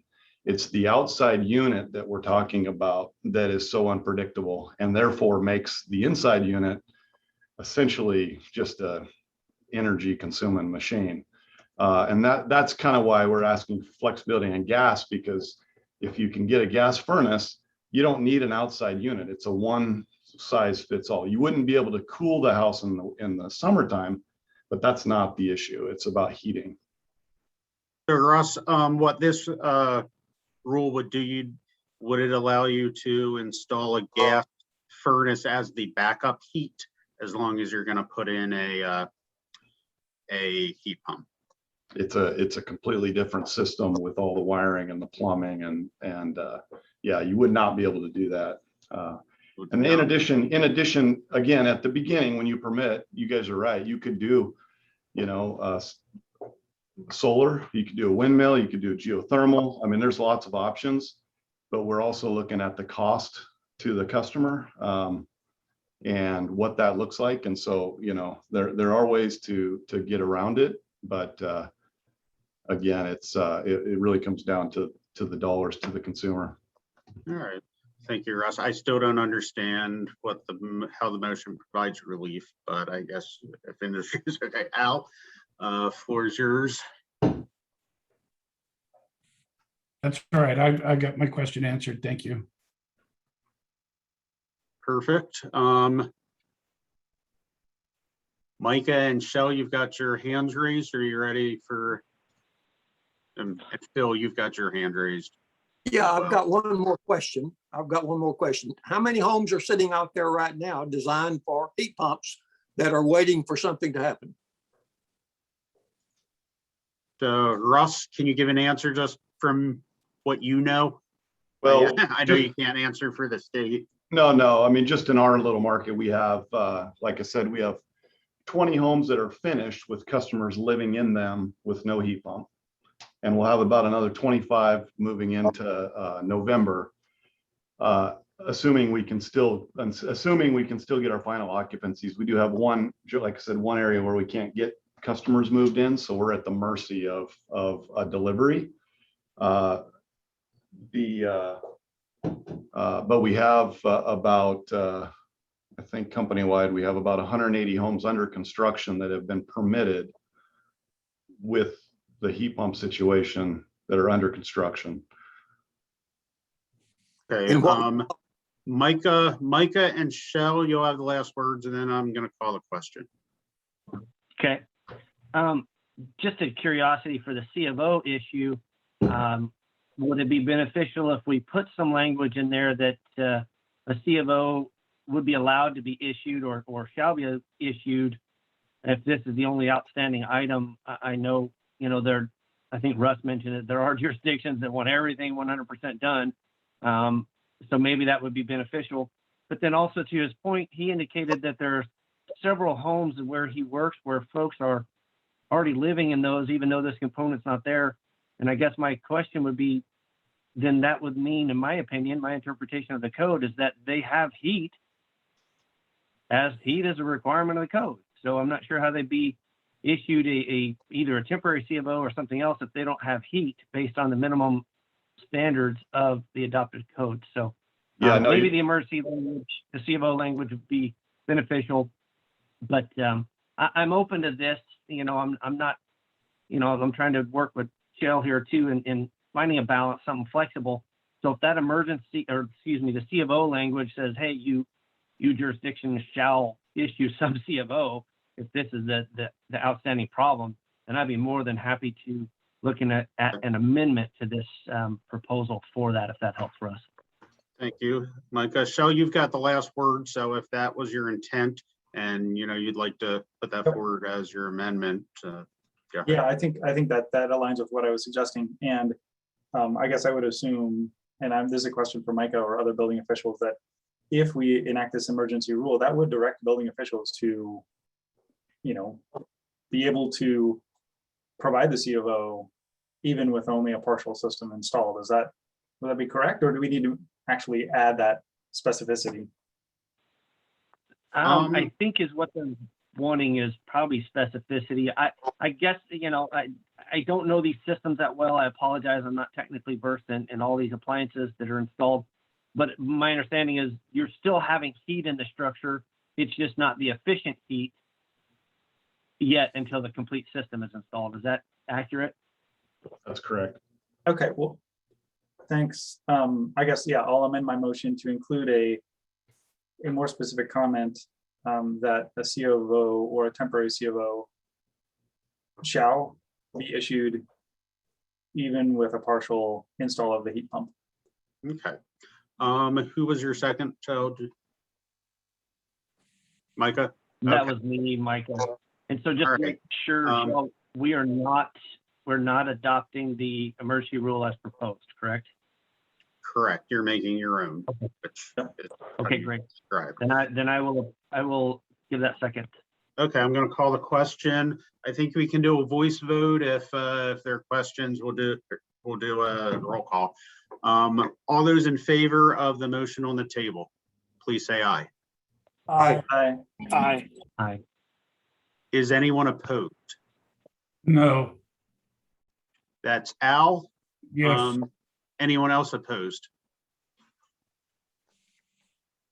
All right, I'm going to say it passed. Al, if you disagree as a naysayer, we can do a roll call, but I'm going to say that motion passed. All right, Stoyan, it is all yours. Did you want me to It's 2 extend the minutes. meeting, or do you want to? No, it's 2 minutes before 2. I think we had enough discussion, and I was punched enough as a boxing bag, so I'll be short. All I want to share is that we were working without administrative assistant for a while, and we finally are going to hire one, and her first day is October 25th. And I hope we will get the field that we need to speed up the process. All right, well, thank you. Thank you, everyone. If anyone wants to shout anything out, you can, but that's the official end of our meeting. Meeting adjourned.